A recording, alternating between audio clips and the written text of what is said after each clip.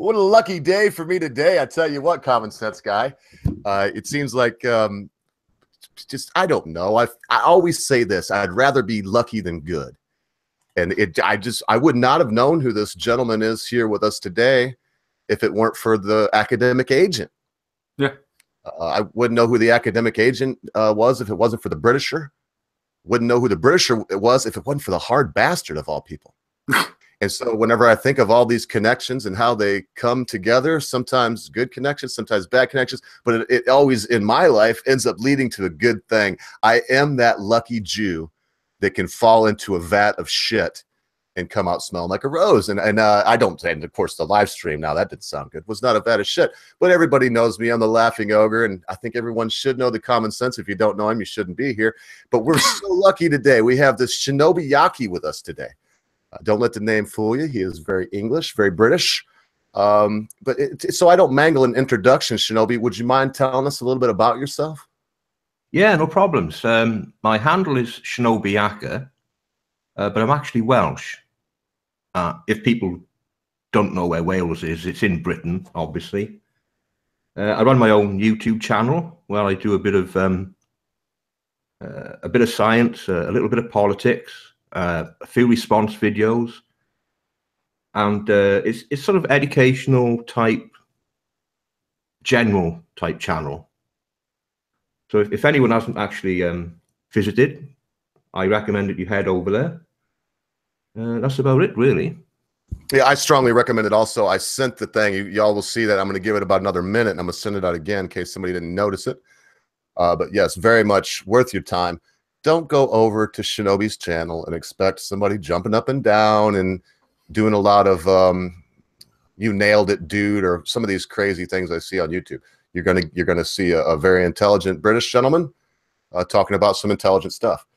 So go ahead and like you said, man, I would strongly suggest to swing by there and take a look. Well, boys, I'm not too great with introductions and all that stuff. I wish that everyone just knew each other so that we could skip the strange bits and get right on with being mates and with getting down to the nitty gritty of delving into the human condition and what it is that's, you know, going on in the world today, whether it's good or bad.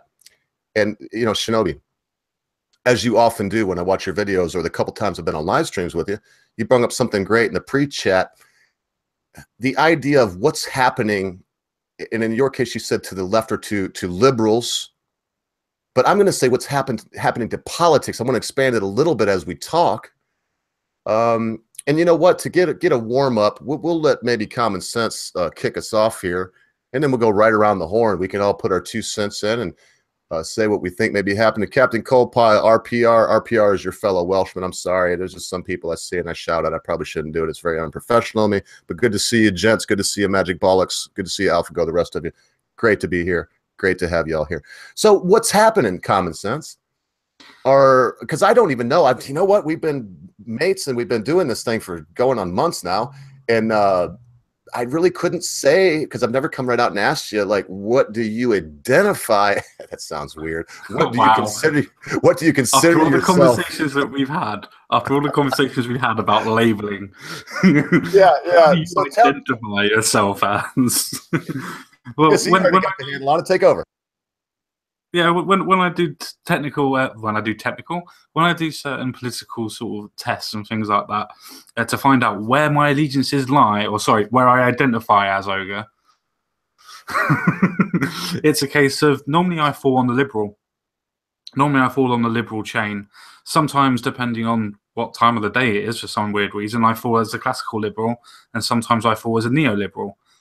Now, if you want to know what a neoliberal is, it just means that I'm a little bit more on a nationalistic side than what a classical liberal would be.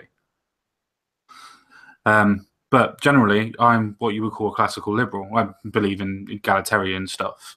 But the main thing that we were talking about beforehand is the fact that no matter where you sat, if you sat near the beginning of the political spectrum, or middle, should I say, the middle of the political spectrum, it seems like it's drifting away.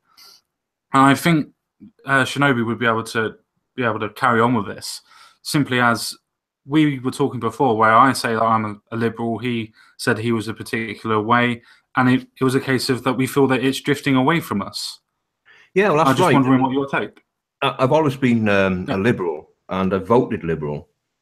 So I've always been inclined to the left, but what I find what's happening now is I can't identify with the politics of the left, and it's quite disconcerting because I've always been inclined that way, and now I find myself agreeing with right-wing people and right-wing policies because the left has gone so far to the left, it's virtually unrecognizable.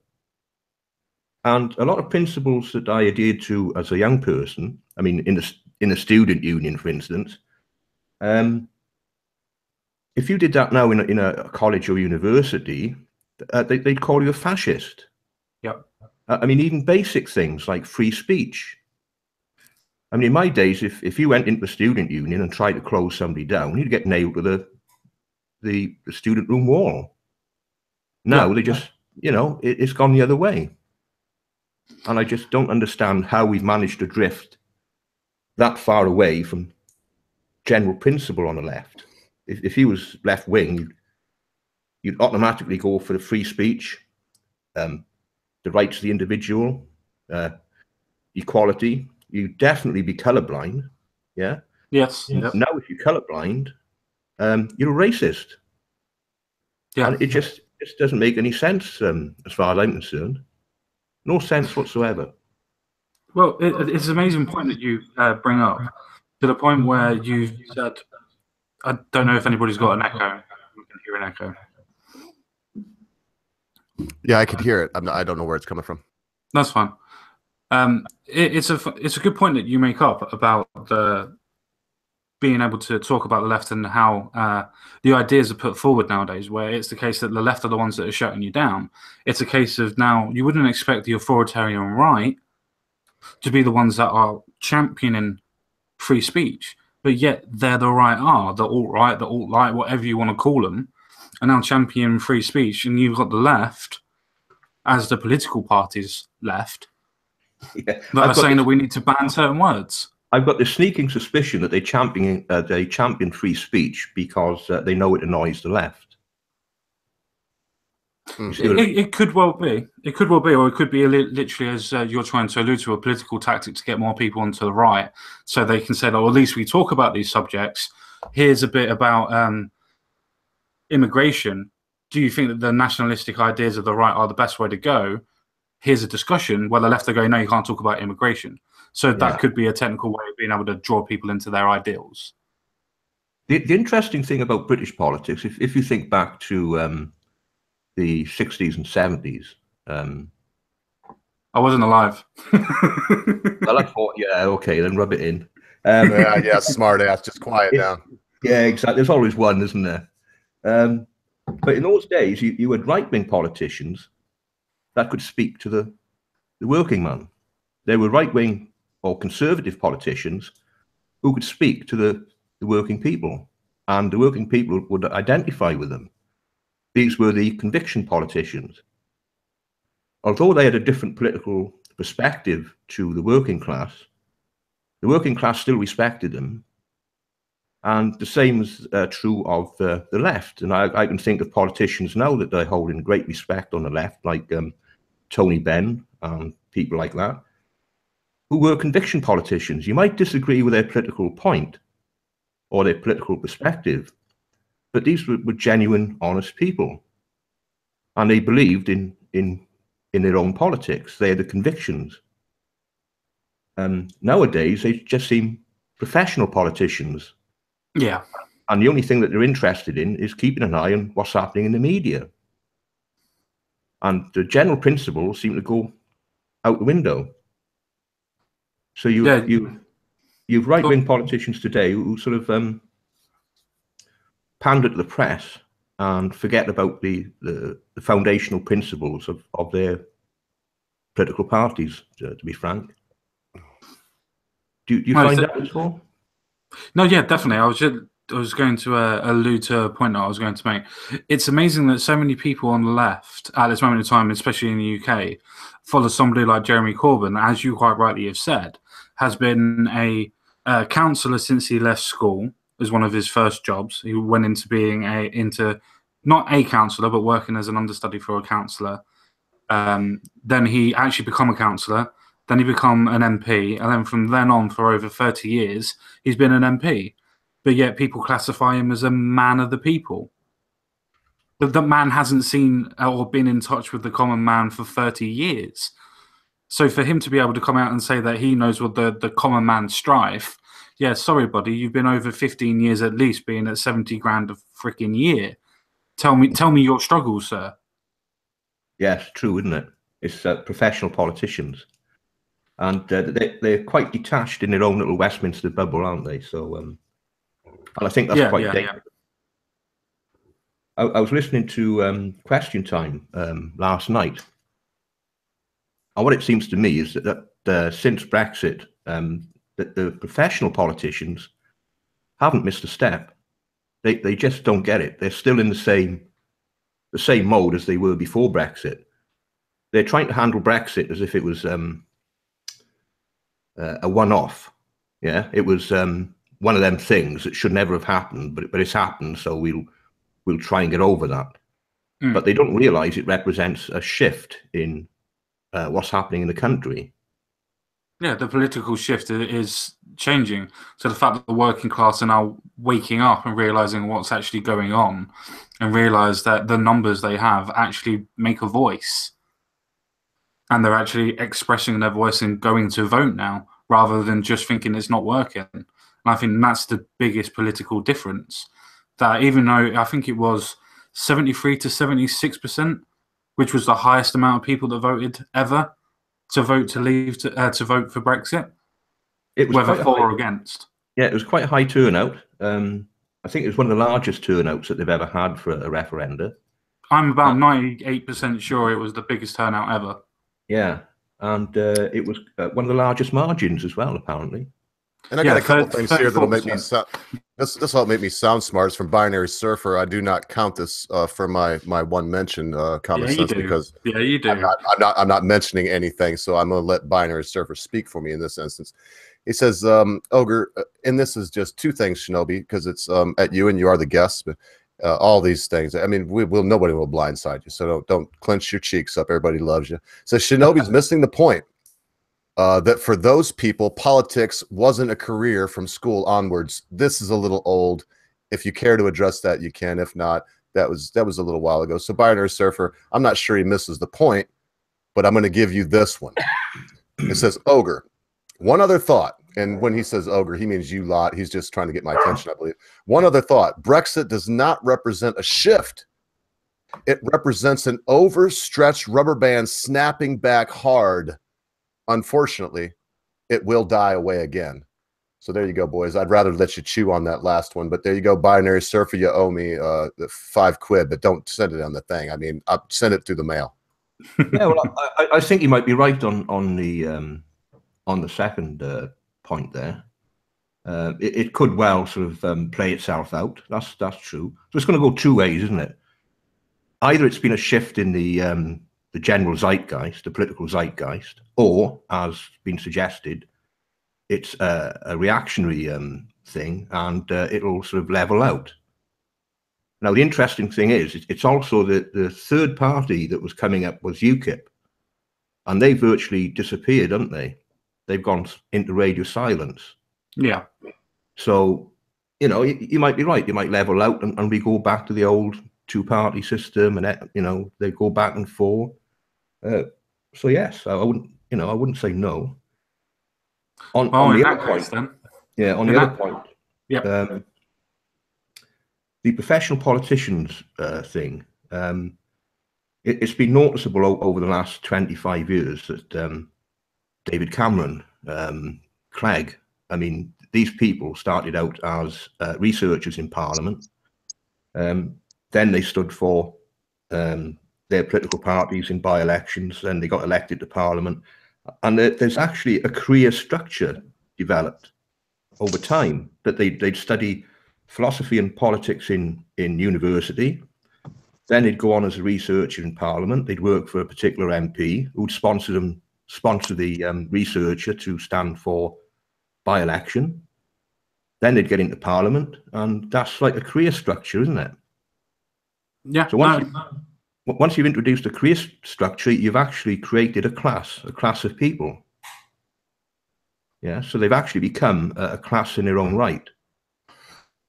All right, just quickly, boys. And look, Magic Bollocks. Just appreciate that. I want you, because I understand you've been around for a minute. I'm glad that you're here today. I didn't get a chance to ask Common Sense. I almost feel like I did a bad thing in class right now. So no, you're fine. I already saw at the beginning of the thing and that. I see you asking for an email and that, so it was fine. I just realized when I sent it to him, I hadn't spoke to you about it. But anyway, he's here now, and thank you very much, Magic, for coming by. We're not gonna take a lot of time to make a big deal about it. But as we get in here, we can get to know you a little bit better. So Magic, you must have been listening to this. So if you want to jump in, you jump in whenever you want. If you got something to say about this Brexit idea or something that may have happened before, I just kindly ask you, sir, as we get to know you, to choose the appropriate times, and we will also all do that. Good to have you here, Magic Bollocks. Well, thank you very much. If you want me to say anything or any questions, just fire away. Yeah, well, we're going to carry on right now, and as we get wrapping up with this and get into the news proper, we'll probably take a little bit more time, and you can tell us a little bit more about yourself. I just sent this out. You see what's happening here. We got everybody. It's already getting weird. So let's carry on. Common Sense, take control of this. Yeah. I wanted to pick up a point from Shinobi. It's a case of, from what you were saying, that you think that it might die out, this political idea of more of a right-wing take on immigration, for instance. Now, if you take a look at Gordon Brown's government when he was trying to get himself re-elected, it was a case of you had the horrible woman incident, which was in 2007, 2008. So 9 to 10 years. Sorry? Gillian Duffy, that was, wasn't it? Correct, yes, that's the one. I couldn't think of the name. Thank you very much. That was obviously 9 to 10 years ago. So if it was still going on 9 to 10 years ago about the idea of being able to talk about Brexit in itself and the idea of actually talking about having control of our borders and immigration in itself, I don't think it's a case that it was just going to blow away in the wind, so to speak. It's going to be a problem for the lower class people, the working class. It always is going to be. I don't think it's going to move along with a different political shift. The only way it's going to go is how the left are trying to get rid of it at this moment in time by not being able to speak about it. Especially when you have all of these problems with terrorism and everything else like that, that is linked to people coming in from, first or second generations from previous immigrations that have come in. So it's a case of these are things that we need to talk about, and it's not happening. And the more that a political party and a political government is stopping people from talking about it, the more that people are going to rebel and talk about it. And it's going to be at the forefront of politics, whether they want it or not. It's like a petulant child. You know what's a little funny, Common Sense, is that as we talk, because I don't want to just get off of this, I want to, because it's tied in, and so I want to tie it back in. It's funny to me that after identifying as classical liberal, you say the left. And when you even said it, when I'm listening to you just now, when I heard you say the left, I could feel the disdain in your voice. Like you did, not only didn't you identify as this, man, there's that word again. It's going to be tough for me not to use it. Not only do you not consider yourself as one of them, but it's almost, I can feel a disdain, as in these people are the ones that are messing up the Brexit. You know, these people are the ones that are trying to derail the Trump train. These are the ones that are, and I don't want to sound too partisan. We're not partisan here. We don't stick up for anything. The reason why that was my little 2 cents on that. No, that's fine. The reason why I put a little bit of venom when I speak about this type of thing is because if you're supposed to be of a tolerance and the tolerant ideals, then you're supposed to be able to talk about anything. It's a case of being able to talk about what we talk about when we talk about rape and paedophilia and things like that, when we obviously don't like the idea. But if somebody comes up with arguments, we've got to crucify the arguments. Otherwise, some of them might stand up. And it's a point with immigration. If you let the right take control of immigration, people that have a problem with the immigration will unfortunately flock to that point because they're the only ones talking about it. So I get annoyed when the left go, oh, no, we're not talking about it. You're bigoted from it. And that only leaves one option. And it's the wrong option.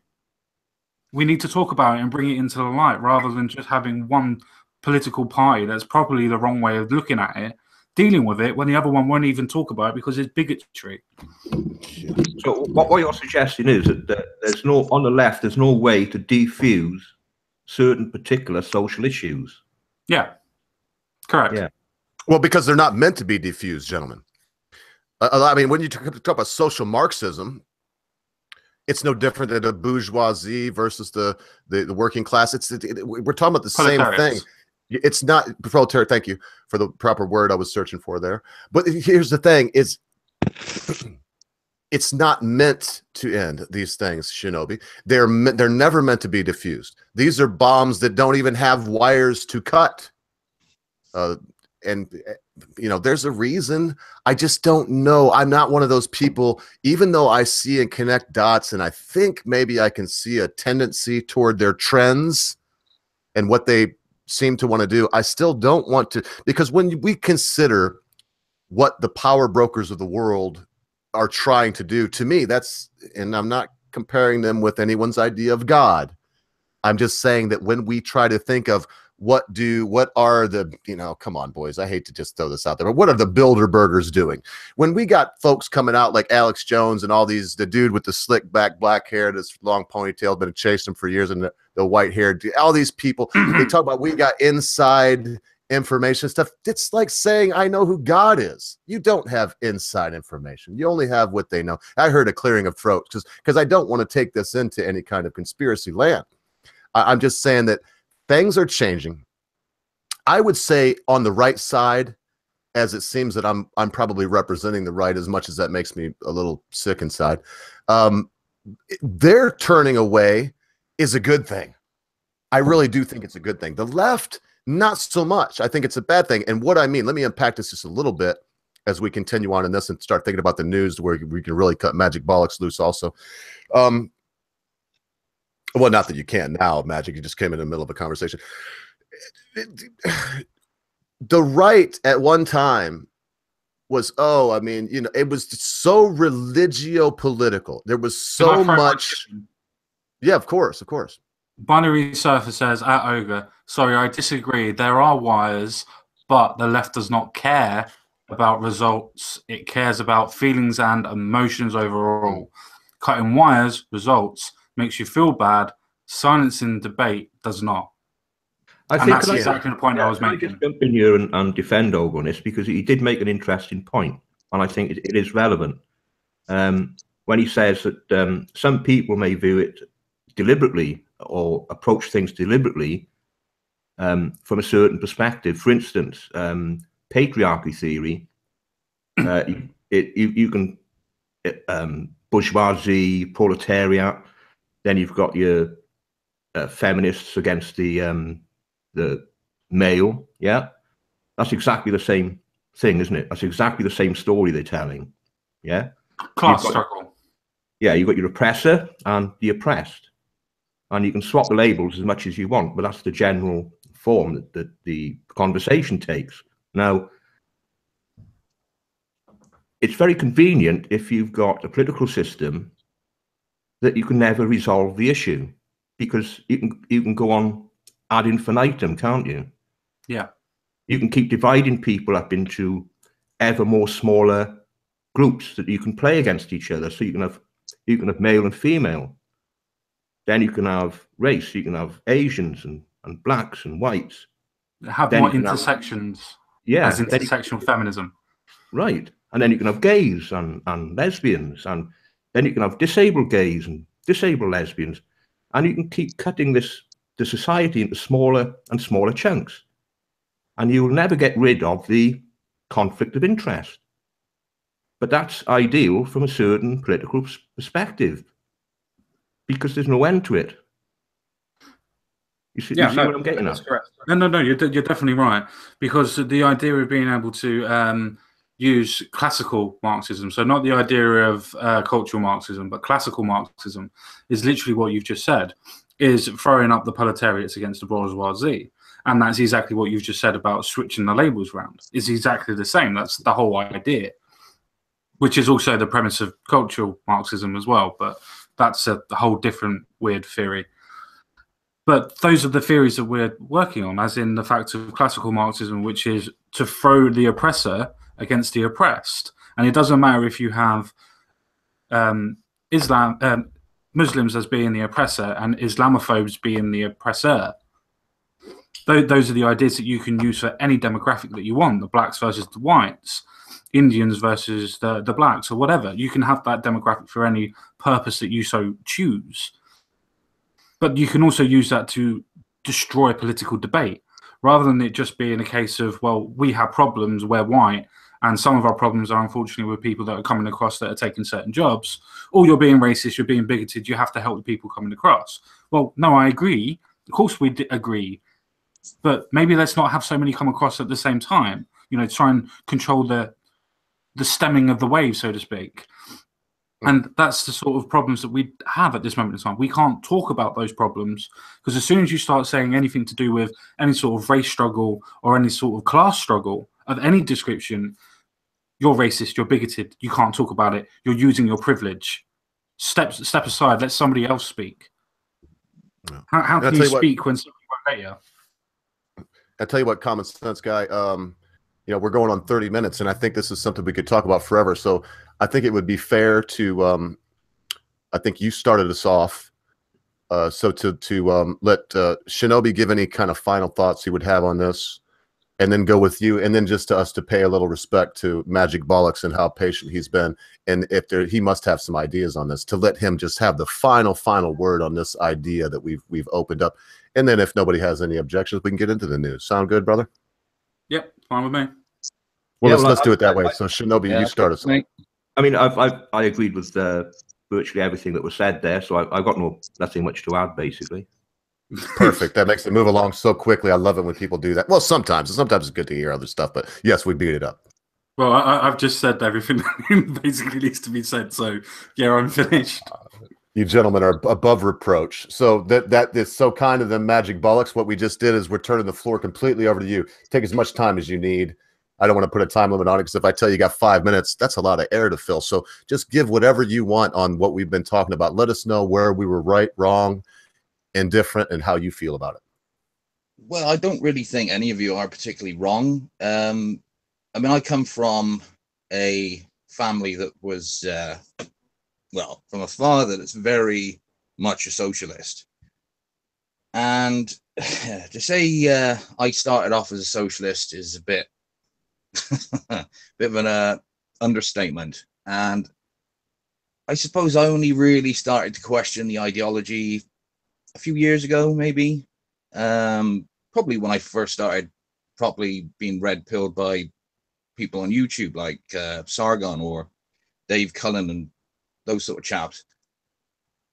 And I began to see that the left wasn't really the sort of left that I would grew up to appreciate. They were quite authoritarian, shall we say, you know, because every time they'd come out with something new, some kind of victim group would need protecting, you'd suddenly realize your rights were being eroded just a little bit more. They'd be taking something else away from you, where suddenly you couldn't say that, and you couldn't say this, and you couldn't think that, and you couldn't do that. And it's the old stepping stone of taking away your freedoms little bit at a time. Because if you take too much away in one go, people are going to notice, people are going to be angry. But if you just chip away bit by bit, and you put it in the box of being caring and compassionate, before you know it, you've got nothing. Like a frog in the boiling water, right? You just don't see it coming. Yeah, it's basically, I can't really think of a good analogy at the moment, but it is literally just piece by piece breaking you down. Yep. And I think it is the worst kind of cynicism is they're doing it supposedly in the name of death by 1,000 cuts, Magic Bollocks, death by 1,000 cuts, maybe. Oh yeah, absolutely. It is literally it is it's cutting you to pieces bit by bit, and you're just accepting it because you're told you're being virtuous and good. Well, I'm sorry, but you know, as somebody who wants, you know, the freedom to do what I want, be who I want, and say what I want whenever I want, this to me is against all my principles. And it wouldn't matter if it was coming from the right or the left. It's the same shit to me. Man, well said. Well, I tell you what, boys, we pretty much, I think we got everybody's input on that, and maybe we can move on to, really, Mr. Ogre? Did you not notice me sitting here all this time? Well, I'm sorry, Brett. I thought you were on vacation, bro. Seems like we just can't shake you. Is there something you'd like to add, maybe? Yes, sir. As you said, I do not believe that I have moved one iota in my entire life, sir. Nor have I compromised with the likes of you or anyone. The left and the right is moving, and we must just bust into cyberpath. Okay, all right, that's all you got to say. I think we'll move on from that. And yeah, we have to defend the cyber pass. Has the Brit ever in his whole life ever raised his voice? I don't think No, well, you just heard him. You just heard it, but we'll move on. We'll move on. I think he broke the connection. He must have just wanted to pop in and say that one thing. No. He's never raised his voice in his life ever. I don't believe. But that was good, and we even did get the Britishers' input in it. But I want to kind of. I'm not going to glaze by this first thing, so I'm going to get into it. I'm here with three British folks. So what am I going to do? Talk about Donald Trump all day? I just kind of want y'all's ideas on this, and I want everyone to remember that myself. I'm not going to. Yeah, maybe everybody will get to know me as it goes along. I'm not here on earth to make an apologia for any shit-eating politician, which is what Donald Trump is now. I love the guy until he put his hand on the Bible and then he said he swore and all this stuff. And the next thing you know, he's just another politician reading a teleprompter. And that said, maybe something a little bit more than that. So this is the first story that I had today, gentlemen. I even tried to think of a funny name. I put Trump train travels towards a tremendous triumph. And then I just, as another side thought, when would we give him credit? So I've got some stories. Never. I've got some stories popped up here just very quickly. Trump jobs numbers are out. Unemployment at a 17-year low. 2.2 million new jobs since election. More Americans working than ever. I have another little, I'm just going to read the headlines. And then I think, like I said, boys, I'm not going to, this is not a long commercial because the fund to reelect Donald Trump has not given us $1 million. When they do, we'll split it up nicely amongst us, and then we'll say a lot of nice stuff about people. $1 million will buy you a lot of goodwill. Even that's what we all will. So it says the Business Insider is saying that more this is Ivanka Trump. The Hispanic unemployment rate dropped to 4.7%, the lowest in the history of the United States. So whereas we have these, I mean, look, I don't know which way to go here, boys. So I'm just going to say my little piece and then turn it right over to Common Sense Guy. No worries. And we don't have to stick on this for any amount of time. I just want to say, look, it goes both ways. You could have a boy crying wolf or a Dutch boy with his fingers in the dam and the water breaking. It goes both ways. You could cry wolf and then get eaten by wolves, or you could cry peace and safety, and then be eaten by wolves. I witnessed it happening for 8 years, what seemed very long years and very hard years on my beloved home country. Peace and safety the whole time. Every job, the corporations leaving, the United States being turned very rapidly into a third world country. Don't laugh at me because there's already cities close to here. Flint, Michigan is a third world inside of a first world country. It is not, I mean, you'd have to be there. It doesn't. Dearborn, Michigan, it is little Baghdad. It is little Fallujah. It is what it is. Dirt streets. So when are we going to be able to say, this is my point too, boys. I know it was a long way to get around to it, but when am I, let me just leave it all on me. When am I going to be able to say that my president has done something good here? That it's not coincidence, that we just had an incident where they came out and said that they knew that there was this whole big debacle a couple days ago where the news agency came out and they said that the guy got suspended for 4 weeks. The details are completely slipping my mind. Somebody knows because they're much smarter than me in the chat what I'm talking about.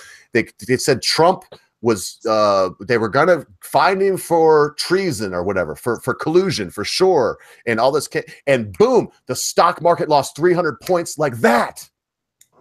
So what is causing the 2.2 million jobs? What has caused our stock market to rise to over 20,000? What did cause the stock to drop 300 points like that? And even that day, when the news came out that it was fake and bogus news, the stock market actually closed, I think, right what it opened as. So there you go, boys. And you can obviously see comments. I can't believe you didn't cut me off already. As I'm stumbling and blabbering because there's so much, and there's so much of this on my mind. So, boys, when will I be able to be proud of my president? When will I be able to say that he's doing a good job? You can be proud of your president anytime you want to be proud of your president. The same as if anybody wants to be proud of our prime minister, which probably will not be that many. But if anybody wants to be, they can. It's not stopping you from doing it. The thing is with Donald Trump is he's very good at the business side. Very, very good at the business side of things. You wouldn't expect anything less from Donald Trump. So be able to sort out all of the numbers and put the policies in place, you would expect that from him. You really would. Though he's had a couple of bankruptcies, he's very good at business in general. So you would expect that, especially with other people around him as well. It's his actions where people can go, oh yeah, well, he's a little bit silly in how he said Rocket Man and things like this, and the tweets that he writes are a bit silly. Unfortunately for him, which is his characteristics. But if you're going to take the good, you've got to take the bad. And the good is that he will be working so hard behind the scenes. And then, like a child, realizing that he wants to go out for the night to see his missus, that it's not allowed to, he's going to climb out the window and he's going to break out and he's going to get some beers and he's going to get caught. Then once he gets caught, he's going to come back and he's going to write a report that's going to get an A on it. That's basically Donald Trump in a nutshell for me. It's a case that he's good at doing the policies. He's good at doing the business side of running a country.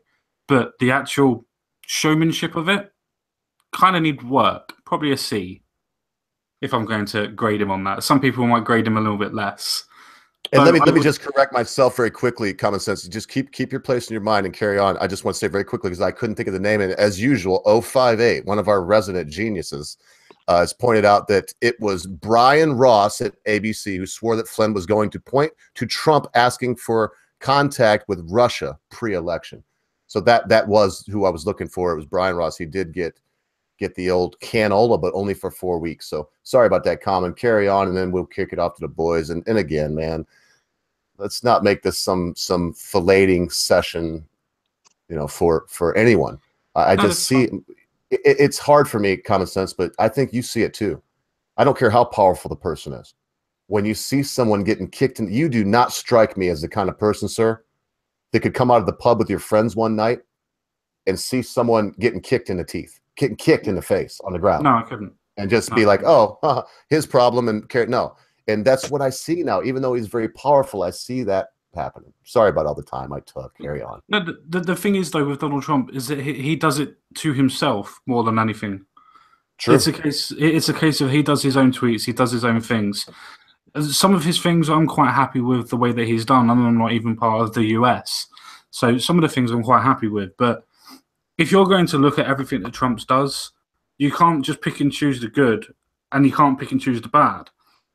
But unfortunately, the media in itself, and as we said before, the left, just want to keep on picking up on all of the bad and don't mention the bits that you just mentioned, because it's all a form of propaganda to try and get his polling all the way down, to say that he's the most horriblest person ever in the world to even exist. I believe Obama has compared him to Hitler for tweeting Britain First. Now, I understand, and everybody here will understand, that Britain First probably is, though is not confirmed, to be a little bit of a racist movement. But the thing is, nobody condemned what actually happened in the videos. They condemned who sent the videos. And that's the point I previously. Well, I'm in a really unique position here too. So when you're done, boys, as you two gentlemen, Shinobi, of course, our guest of honor, and Magic Box, if you could, all of you, give me a little insight, because I looked at this Britain First, and they just look like a very patriotic group to me. So how do I know if they're not patriotic? and it's hard for a foreigner. So maybe if y'all could explain that to me, why it was bad that he did quickly retweet go. those. I'll quickly go with Britain first. It's the fact that they want to ban the religion completely and utterly. They don't want to reform it. They want to completely and utterly ban it. Now, I'm not saying that the Muslim faith is the best faith in the world. I'm not saying it's the worst faith in the world. But it does need a reform. It needs a reformation. But to completely come out and ban something, it's a case of completely being authoritarian, and that's everything that I stand against. And that's why I would never, ever stand with Britain first whatsoever. That's my 2 cents on it anyway, if somebody else wants to take over. Yeah, if I can just jump in on the Trump issue, that I quite like Trump because he pisses off all the right people. And I think that's why people voted for him. No, you've just stolen my thunder. That's exactly what I was going to say. I mean, you know, well, it's true, isn't it? I mean, people wanted a change. They wanted to break the mold. And therefore, you get Donald Trump. And the unfortunate thing is, the media has been very unfair to the guy.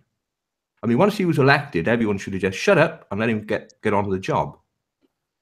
But ever since he's taken office, they've sniped and sniped and sniped. And it's so obvious what's happening. You can't miss it. So I feel sorry for the guy because remember when Reagan got elected president? And I mean, he was an ex-Hollywood actor. Was he taken seriously as a politician? I mean, he'd been governor. I mean, he had experience in politics.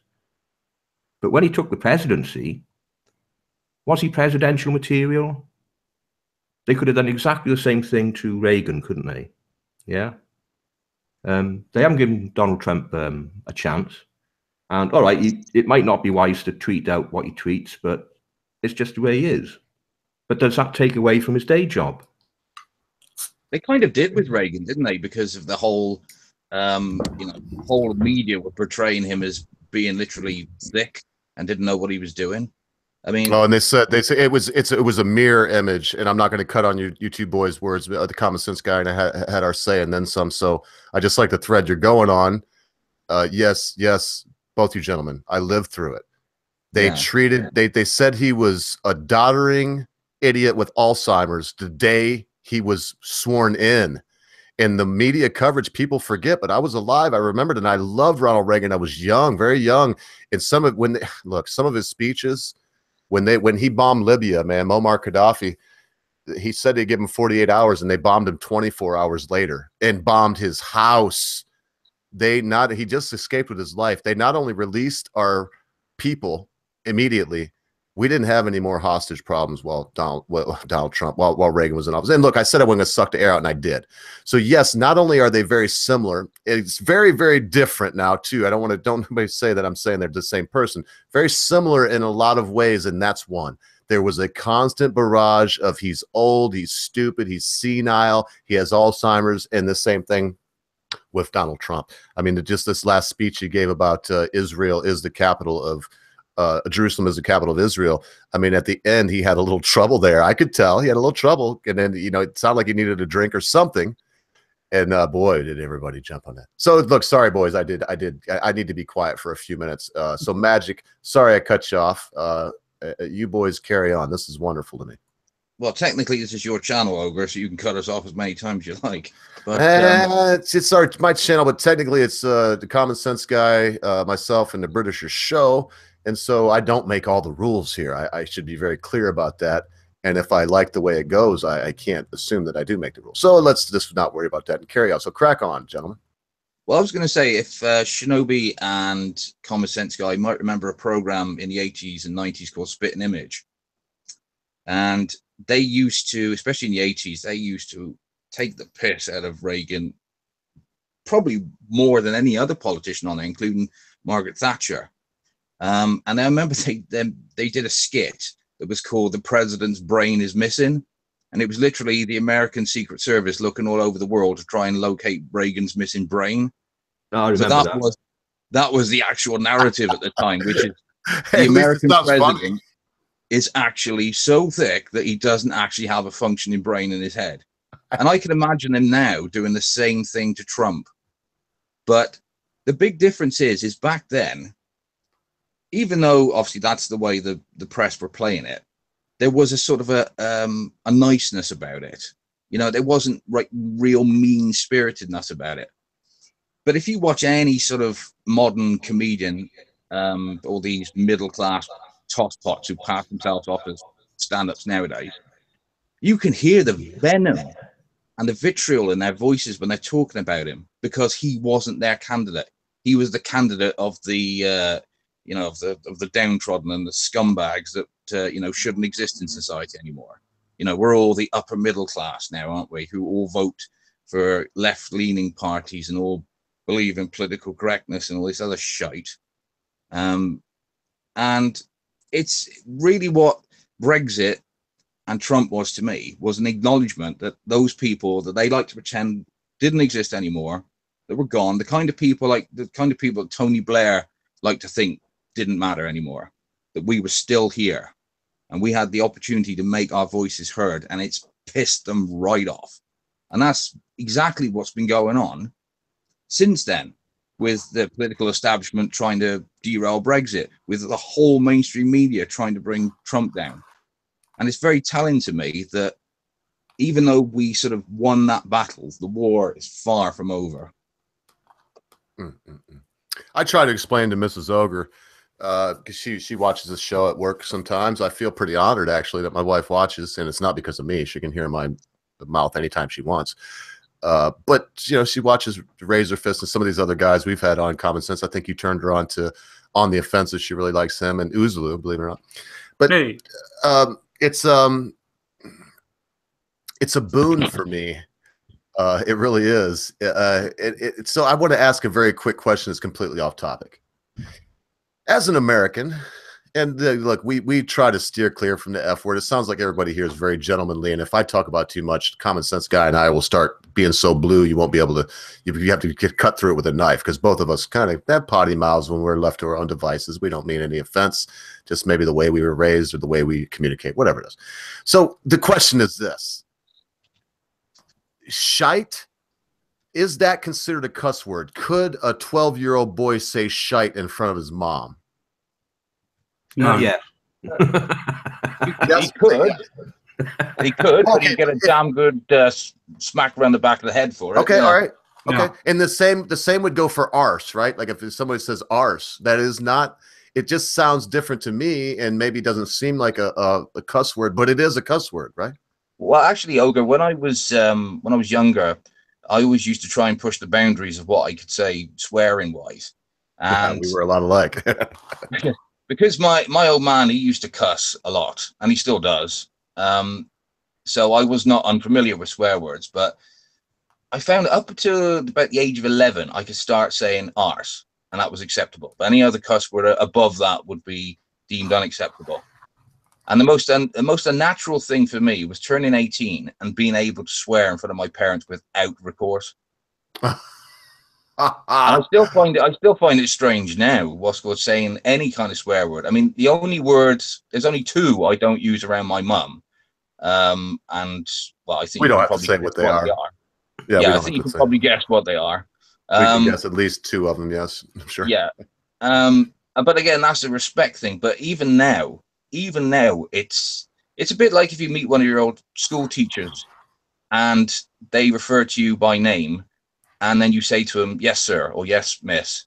You don't call them by their name because it's not natural. You use them as... It's not like, "How you doing, Bill?" Doesn't matter if it's been 30 years. It's always Mr. Johnson or whatever. Yes. Exactly. Yeah. It doesn't feel right, even though it doesn't apply anymore. Right. Oh, well, that was a weird segue. I just was curious because I mean, I got to remember. And yes, of course, gentlemen, those words on this stream are allowed. We don't get to be such sticklers that we say, you know, you can't say arse or shite. But that's probably where we draw the line. And, you know, I can get eloquent on the cussing. So, look, I want to do this if I can, Common Sense. I wouldn't mind jumping down to, what is that, story number 3. So Bernie, it's the thing about Bernie and his wife and stuff, and I don't really care about Bernie Sanders. I mean, we can bring it up if we want to today, boys, if anybody else has looked into it, and they're just burning to talk about Bernie. But I would really like to look at number 3 now that I have you 3 great Englishmen here. I can't say Welsh, but we can. So Englishmen, United Kingdomers, Britishers here. Kekistani, please. Kekistani. You wonderful gentleman here. This got me common sense, and that's why I want to go right to it. I think I've literally read the goddamn title, and I'm not happy with that whatsoever. Man. So let me see here. Maybe I can share it with everybody. It says wolf whistling. And I think, of course, boys, where my mind goes is one of the first people I ever met online, Count Dankula, one of the coolest people that I know online. As he gets larger and larger and larger, I'm sure I could pester him into swinging by right now. And he's just the kind of guy that doesn't matter. When I first met him, I think he had 4,000 subscribers, and he'd just gotten done being on the Alex Jones channel. Is actually how I found out about him. I hate to say. And then, to make a long story short, we have these weird things going down, gentlemen, and it's coming from the land that invented the bloody Magna Carta. You know, we're not talking about this came from Yemen. This is something that comes from the country that invented freedom. As to my knowledge, in the modern era, Great Britain stopped slavery. They're the first ones that said, no, we're not going to have slaves, and we're not going to deal in slaves. I mean, there's so many good things. So here it is. The land of freedom, the inventors of freedom, says wolf whistling and sexist. And look how they say that. They're saying that the language here is very important, because sometimes words do matter, folks. Wolf whistling and sexist remarks. So when you use a conjunction like that, you say wolf whistling and sexist remarks, you're equating the two things. These are the same thing. So now it's saying going could be a hate crime in London. And I've already taken a lot of air out of it, and I know that you're chomping at the bit, Common Sense. So get these boys rolling and explain to this crazy Yank, this crazy wayward colonist, why your island is losing its bloody mind. Simply because we have too many goddamn bloody students that think and have believed in everything that's been taught to them in academia. This is absolutely freaking stupid. Wolf whistling is now bloody going to be a hate crime. What else? Me picking my nose in public? Admittedly, I don't actually do that very often, just sometimes. But you understand what I mean? Just going down and how are you supposed to talk to women to try and actually, you know, populate the fucking world? How are you supposed to pick people up anymore? Are you not allowed to go and talk to a woman anymore on the street? Is that deemed as sexist remark? Am I not allowed to touch a girl on their shoulder anymore? Or is that sexual harassment now because I'm an MP? I think you've touched a nerve there, Mr. Ogre. No, and I'm glad, and I want to hear from you too. You boys also. But I mean, think about what he's saying, because we all know that I'm definitely not on that side of the aisle. Look at what happened to Al Franken, a comedian. And yeah, the picture looks creepy, okay? It looks creepy. Was it creepy? I highly doubt it. I really do. Even whenever I hear the story of him with that Leanna, whatever her name is, the first lady that came out about Al Franken. Oh, sorry about all this stuff there, folks. Let me fix that. I just realized I had my thing on. Yes, it was strange. And if he actually stuck his tongue down her throat, well, of course, that's a little weird. But let's remember that he was a strange satirist. Stuart Smalley, Daily Affirmations. Anybody remember that from Saturday Night Live? This is the guy from Saturday Night Live that made all these weird. He's a weirdo, okay? So yeah, let you boys carry on. This thing that's happening, I hear people say, "Oh, we need to have this conversation." No, we don't. No. Because what about, who was that sent it? Somebody sent it. It might have been O5. Somebody just sent me a thing on an actual discussion that we've done like this. It's live stream. And the idea was, I've been sexually harassed my whole life. He's a man. And he goes on and talks about all these. And yes, who among us here? And me and Shinobi, we may be old, and you and Common Sense and Magic Bollocks, they may be young bucks or whatever. But who here among us has never been sexually harassed? Using this same measure now, boys. Who here has not been sexually harassed by a female in their life? Anybody? Well, it depends what Anybody? your definition now is of sexual harassment. I just said it. The same definition they're using, Magic. In other words, when you didn't really want it, you were at the pub and some lady grabbed your bollocks or touched your chest or had a picture taken and had her hand on your bum. These are, in fact, the things that I just mentioned have all happened to me. Ah, well, now you've realized why I call myself Magic Bollocks. Yeah, so there you go, boys. Let's open this can of worms. Let's enjoy it. Well, I don't know about bloody enjoying it. It's insane, isn't it? Basically, all of these hate crimes. I'm not even sure what a hate crime is, to be honest. Well, there's no definition of it, is there? No, it's just ambiguous. It could mean anything. It means if you said something to me now, like said, "Oh, your mum smells of piss," and I took offence to it, does that mean that you deserve to be put in jail for a year? Well, exactly. It's the same thing, isn't it? By the way, my mum. Well, I'll tell you all later. No, but let's remember since you put it that way. Let's remember the war hero that is often depicted as a doddering fat old man. What this giant among ants said, Winston Churchill. He said, "Offense can never be given, only taken." Exactly. Exactly right. Yeah, exactly right. But this whole thing about the, I think the main difference between the US and the United Kingdom is you've got a constitution and your speech is protected. We've got an unwritten constitution, and Parliament is sovereign, which means that they can pass whatever laws they want, basically. Not exactly. There's 3 stages of our government. You have the Parliament, the Houses of Lords, and technically you still have the Queen that can overrule everything. You do have 3 stages of Parliament. Yeah, if you go back to the Magna Carta, you've got the 3 fields, haven't you? You've got the Commons, yes, you've got the Crown, and then you've got the peers, lords. The peers, yeah, right. That's where that comes from. But basically, it's a unitary authority.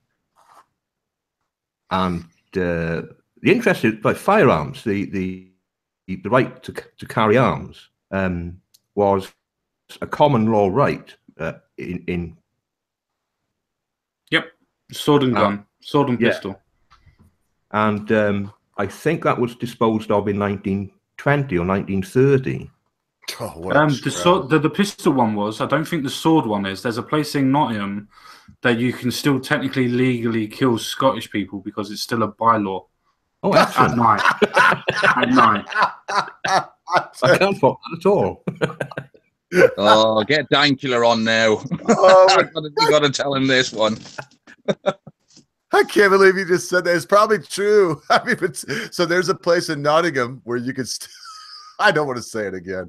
Y'all heard it. So there you go. Yeah, but you can only do it at night, though. If you do it during the day. Well, and that could be argued as a good law. But the idea that whistling, and then, come on, boys, I'm not trying to say that we're going off. This is a wonderful conversation. Go anywhere at once. But come on, one of you intelligent Brits, explain to this ignorant Yank.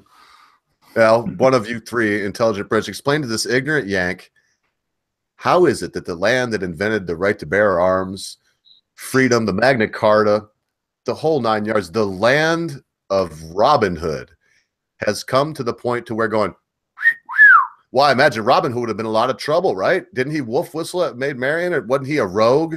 It's not okay to be a rogue anymore, is what I'm saying. And That's how terrible is this? Does that mean that Robin Hood is now technically a sex offender? A sexist prig, of course. You'd have to ask his merry band of men. Well, and they were very, no, that was the patriarchy at work there. You don't hear about any merry women. And, I don't know. Anyway. Yeah, I would like somebody to, go ahead, Shinobi. Is this actually a law? Because they had a similar thing in Nottingham or Manchester, or whatever. And it was actually a case that the police would record, if a woman reported somebody for, what would be the word? Wolf whistling on the street. If a woman felt uncomfortable, she could report it to the police, and it would be recorded as a hate crime. What the charge would be, I have no idea, because there's no such crime in British law as far as I can remember. What would they actually charge the individual with? Yeah, but what you're talking about is, so now a woman feels like she's being harassed. Maybe somebody's whistling and stalking, so she makes a report, and they mark it down saying that this lady has said that this particular gentleman, if they know his name or not, you see what I mean? That even feels different than saying, okay, Shinobi, now you and I, we're all three here. We're on the tube, right? We get on the tube. We've had a few pints. We don't mean no trouble. We're off to go to another pub, right? And when with the three of us four of us sitting there, we see this beautiful young girl, you know, walking by the train as we're by, and we, wow, look at it. And so then someone on the train may be able to call the authorities and say, these four guys whistled and said, hey, baby, you look good tonight. Like men alone, let alone drunk men, are wont to do. You see the difference there, Shinobi? Yeah. Is now we're talking about you could point to someone else that's not doing anything to you and saying this person did something terrible by saying, you look great tonight, baby. Because I'm assuming that falls under this, gentlemen, right? Because they want to take away love and pet.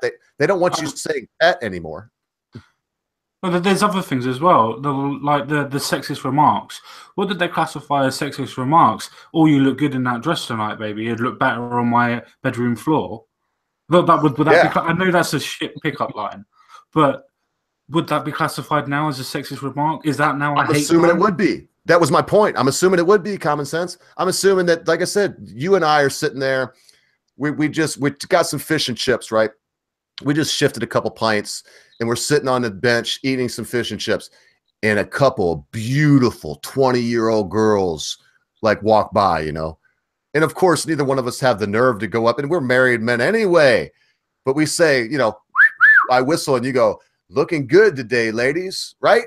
And then we go back to eating our fish and chips. The next thing you know, 5 minutes later, the bobbies are there. Yep. Well, that's right, isn't it? You're criminalizing normal behavior, basically. Well, you're not even criminalizing normal behavior. Sorry to cut you off. Please carry on afterwards. But you're not criminalizing normal behavior. You're actually now criminalizing the fact that we cannot even try to procreate, as in to try and find a partner anymore. How are you supposed to now try and find a partner? To just swipe right on a phone? What happened to actually going out and talking to people? Now it's a crime. Do you actually think this is deliberate, though? This is actually some kind of secret Marxist plan to stop what's got us in the West from breeding because we're so terrified of the other sex? No. I don't think it's a case of that at all. I think it's a case of people are trying to push an agenda and not realizing that their agenda is actually going to encroach on actual human rights. I think it's a case that people are thinking, oh, no, well, people are wolf whistling at me and they call me, they say that my top's too tight or my bum looks good or whatever, and I just don't like it anymore because I feel scared when I walk. It's like, you don't feel scared. You just see people that it's happened to and it doesn't happen to you, so you don't want to happen to anybody else anymore. But that's what the problem is. It's really, really cringy, isn't it? Because of the fact that, as Shinobi said, it is just everyday things that everybody does. I mean, a lot of the times people do it unconsciously, even if, I mean, it's funny when you're saying about, you know, criminalizing almost like chat up lines. I mean, I never used to do that. I always like doing the backhandy compliments, which you say to a girl, nice dress. I think my nan's got one just like it. I mean, would that be now classed as some kind of sexual harassment because you are effectively not only chatting them up, but you're also insulting them as well? No, that would be a hate crime to her and her nan. Now get in the van. That would actually be a full-blown hate crime, would it? Yeah, Oh, yeah, for sure. I'm going to remember that one, though. That was so hateful that I just put that away in my file because that was brilliant. Well, the problem is most girls don't care. 99% of the girls wouldn't be bothered. But you just need the one out of the 99. And you can get into serious trouble, couldn't you? Well, you can change that. I believe it's something like 7% of females classify themselves as feminist in the United Kingdom. So it's 7% of girls that are pushing this agenda and nobody's stopping the agenda. Yeah. That's the difference. It's that small 7% that's screaming and shouting at the top of their voices. And because they're screaming and shouting the loudest, nobody's opposing them. And that's the Yes. difference. People are just letting the laws being passed. We're thinking, no, it's not going to affect anybody. It will die down if we give them this little bit. And it's not going to. It's not going to at all. Is it the case that they're not offended, but they've been told that they should be offended? Yeah, indoctrinated I into think thinking that's it. true. Yeah. Yeah. Definitely. Indoctrinated into thinking it from the academia that they're being taught by the professors. So you think it's an academic problem, do you, Common Sense? I think it's a case of it's now stemmed into academia. Yes, definitely. It's a case is it's being taught. Feminism is now being taught in schools. Lesbian dance theory is an actual qualification you can get in universities. Lesbian Please tell me you're joking. No, that's the truth. That's the truth. In America, they have lesbian dance theory. You can go and Google it. Yeah. They got transgender potato painting as well, have they? Yeah, no, but the dance theory, no, that's a real thing. You can take that at Harvard, man. Yeah, but can you imagine going to a job interview with that on your CV? Well, that's it the doesn't thing. matter though. That's the indoctrination. That's the indoctrination. Yes, because there's a huge argument right now, and yes, this does tie into wolf whistling. It's the idea that we can. Okay, look, Charles Murray's right. The bell curve is correct. There are very few gentlemen that have an IQ over, 105. Common Sense Guy and I are lucky. We have IQs over 125. So we feel. I don't think so. I think mine's. I just threw you in there because I'm not going to start bragging. I don't want to be bragging. And what is an IQ anyway? It's an intelligence quotient. It's the ability to solve things out, puzzle things out. It is, in a large part, a good measure of critical thinking. Anyway, look, boys, this is something that needs to be worked out. And thank you, RPR. But I don't know if you want to see, just seen a tweet that RPR sent out. If you would like to see Count Danial, I could send him a message to see what he's doing tonight. I don't know if he's working or not. But thank you so much, RPR. He's always trying to look out for his common sense. But look, boys, something has to happen. A paradigm shift, for lack of a better term, yes, and the way the politicians need to sort it out, because I think the everyday person knows exactly what the issue is, but there's no political will to change the zeitgeist. It seems to be going in this one direction, and nobody who is responsible is saying, well, hang on a minute, that's just a step too far. Well, it's quite scary, isn't it, when you see that we've actually got a conservative government in this country, and yet it's almost like Tony Blair's government never fell. Yeah. Yeah, Tony Blair. This is the second time you mentioned Tony, but I tell you what, Tony Blair and GW, that whole era, if that didn't turn your heart away from being considered a right winger, nothing would. Nothing would. I mean, them two. And I hate to do the Trump thing. I'm sure that Tony Blair is a genius, probably much more intelligent than I am.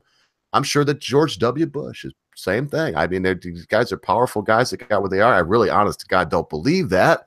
But I feel like I'd be foolish if I didn't admit that it's a probability.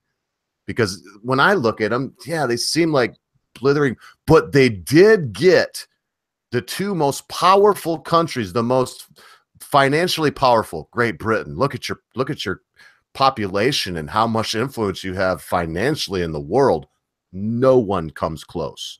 The United States of America doesn't come close. We like to talk about the richest. No way, man. The city of London controls money and finance in the world. Anyway, look, boys, something should happen. Yeah, change of the zeitgeist. And I think it is true that it is in the people's minds. But I guess my question before I try to get Common Sense, and this will be a little warm up for you, Common Sense. Maybe you can pick out the next one, Common Sense. We're going long on all these because we got a couple of really good guests today. So if you can get on what we're going to talk about next. Look, it's not a paradigm shift, zeitgeist change. Look at the zeitgeist and a shift in that also. Yes, those things are good. And of course, the people know. We have to start asking ourselves, do the politicians really not know, Shinobi? Do they really not know? Or is David Icke right about some things? Not the reptiles and the hollow moon. I'm just saying, is he right about some things? Is Alex Jones, does he hit the nail on the head sometimes? That's my question. Well, yeah, I think there's something there. They probably know, but knowing and caring are two different things, aren't they? They might know that these things are going on, and they might know that there's a downside to all these issues, but do they actually care enough to change anything? It's a brave politician that will stand up and go against the feminist political pressure groups. I think there's only one guy in Parliament who actually stands up for men's rights, for instance. Yeah, there is. Yeah. And he's a conservative. Yeah, he's a Conservative MP, and I forget his name now. Yeah, he's the only one. Yeah, he's the only one. I mean, there's 600 people in that place, and Is he the one who had that big argument with Jess Phillips? That's the one. Yeah. Yeah, I know the one you mean. Yeah, he's the only one.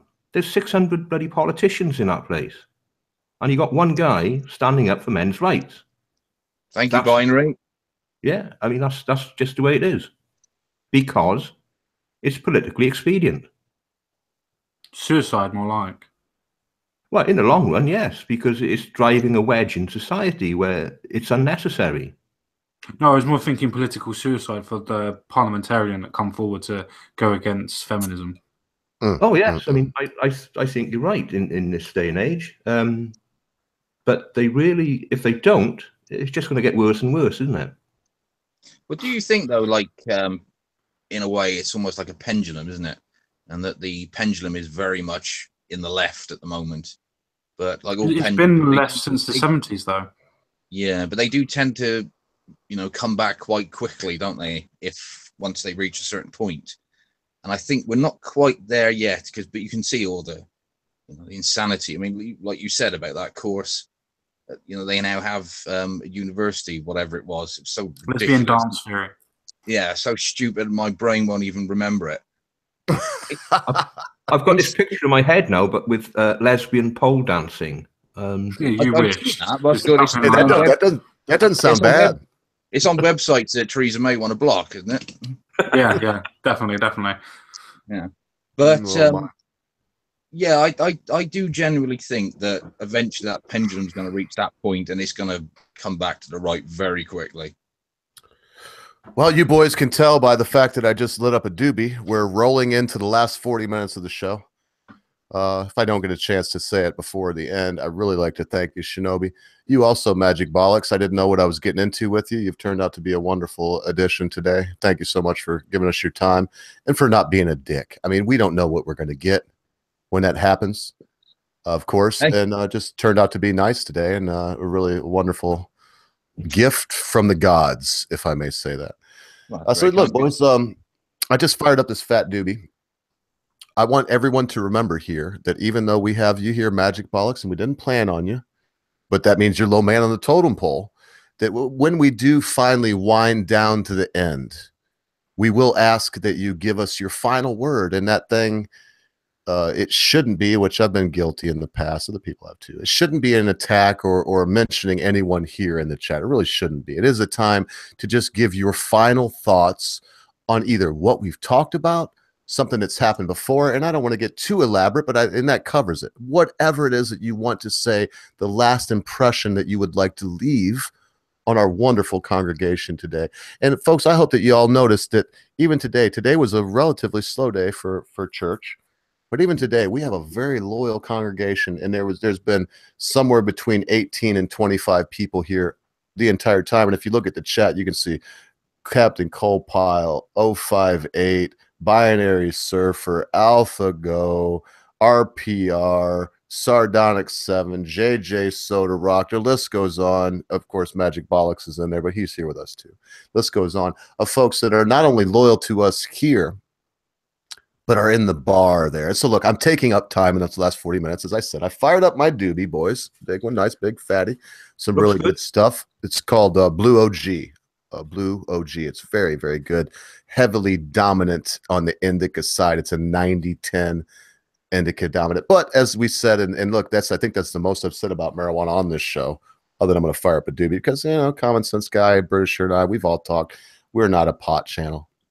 I smoke marijuana, but that's not what we're here for. So look, boys, Been great, been wonderful. Please keep in mind that we will have a final word, and we will call on you to give said final word. Start with Magic Bollocks, going to Shinobi, then Common Sense Guy, and I'll wrap it up. Before we do that, though, I think Common Sense, at least we can squeeze one more news story. Did you pick one out that you like? I have done, yeah. I just wanted to put one more little cherry on top of the little section that we were speaking about. When we get these little points, and I'm not going to blow my word because this is literally going to be possibly my final word. When we get these little stories that are coming out saying that we're going to ban this, we're going to ban that, whether it's banning the word yes or banning the word no or banning the word pedo, as bad as that word is, why would you ban a word? Why would you ban anything? Why would you stop the criminalization? Why would you make it a criminalization? Why would you criminalize saying a word or doing a particular action that does not physically affect anybody? But you know what? Funny enough, you mentioning that and talking about that British first earlier on. Did you know in their actual manifesto they want to ban the word racist? Yes, I did. Now, don't you think that's a little bit on the extreme side? Because that's going from one extreme to the other, isn't it? Yeah, but that's the reason why I said that they're the case of being authoritarian. They're the authoritarians that you would have to watch that are trying to be democratic, but at the same time they're already saying that they want to ban words and ban religions. Now, I'm not trying to say that. How funny how the far right and the far left are actually a lot more similar than they both realise. Well, as Sargon of Akkad says, it's either a horseshoe theory or two sides of the same coin. If you go one way too far, you end up going the opposite way. It's almost like the only real difference between the commies and the actual fascists is that one differentiates on class and one differentiates on race. Pretty much, yeah. Yeah. So, and the thing is obviously, little bits in each one that's nice, but at the same time, if that's what it takes to have a country that you want, you have to basically give away all your freedoms because the state knows how to run everything so wonderfully. Well, my answer to that would be get stuffed. Well, yeah. I mean, the thing is with free speech, it is fundamental. If you haven't got free speech, you can't assert any other right. Yep. That should be obvious. Yep. If you can't express yourself, if you can't form your ideas and concepts and express them openly, then how can you express your rights? How can you demand your rights? Totalitarian states have one thing in common. The first thing they try and ban are words. Yep. Yeah. So that should be a warning to everyone. And I'm convinced that there are two fundamental things that you've got to protect. It's the individual's right of expression and association and democracy. Because these two things combined are the only thing that protects you against tyranny. And a lot of young people are quite happy to sacrifice both for trivial reasons, as far as I'm concerned, because they don't understand the consequences of what they're demanding. Yeah. I think it's because they literally are not being taught what these ideologies really are, especially with these, like what Common Senseguy was saying, in academia. It's frightening how many college lecturers do have communist leanings. Well, it's verging on propaganda, isn't it? Because they're just learning one side of the political spectrum. Oh, yeah, it's full-on indoctrination now. Well, it'll end in tears. No, it won't end in tears. It won't end in tears. It will end in blood in the streets. Yeah, I think that's what he meant. So you have the full-blown, what's called opinion that if we carry on down this route, then there's going to be full-on, civil war, really. Yeah. Well, if you're going to take away people's rights to be able to try to, as everybody here has said, to even talk to people, and you're going to ban words and ban this and ban that, then eventually people can only take so much before they fight back. It's what you said before about, somebody said before about an elastic band. But I don't think it's done on a political spectrum of what this theory is. I think it's the fact that the left are pulling so hard away from what's common sense and common decency in this world, that the further that they pull it, this more and more it's being strengthened.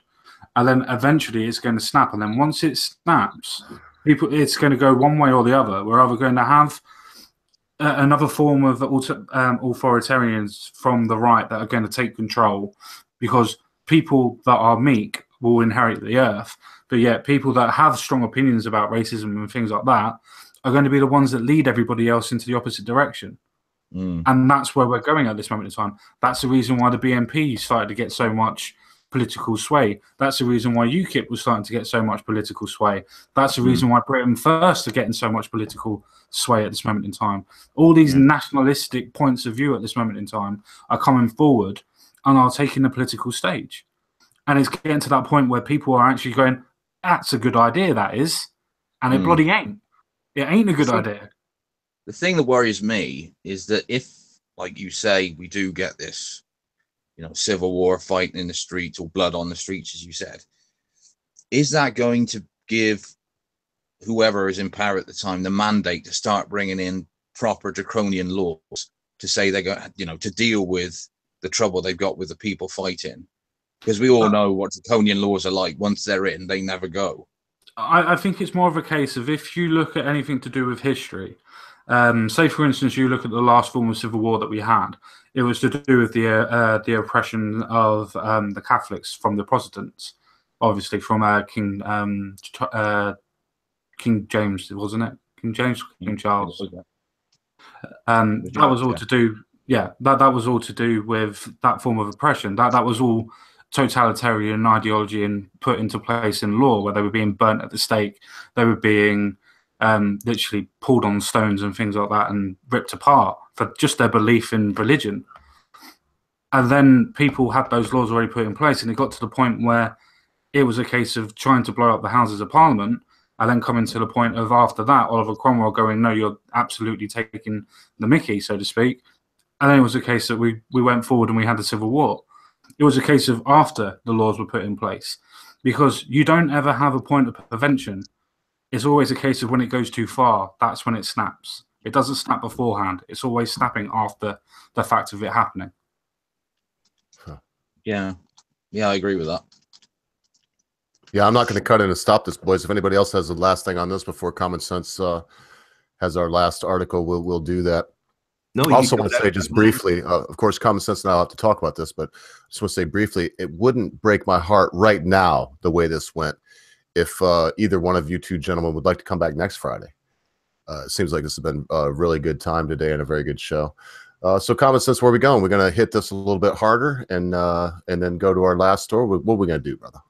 In fact, by the way, I got Mrs. Ogre's been helping me because of my back. So I'll just be honest. I've got all the time in the world, but to protect our algorithm, we will not go over 3 hours, and we don't want to impose too much on our guests because we'd like them to come back. So whatever you want to do, Common Sense at this point is fine with me.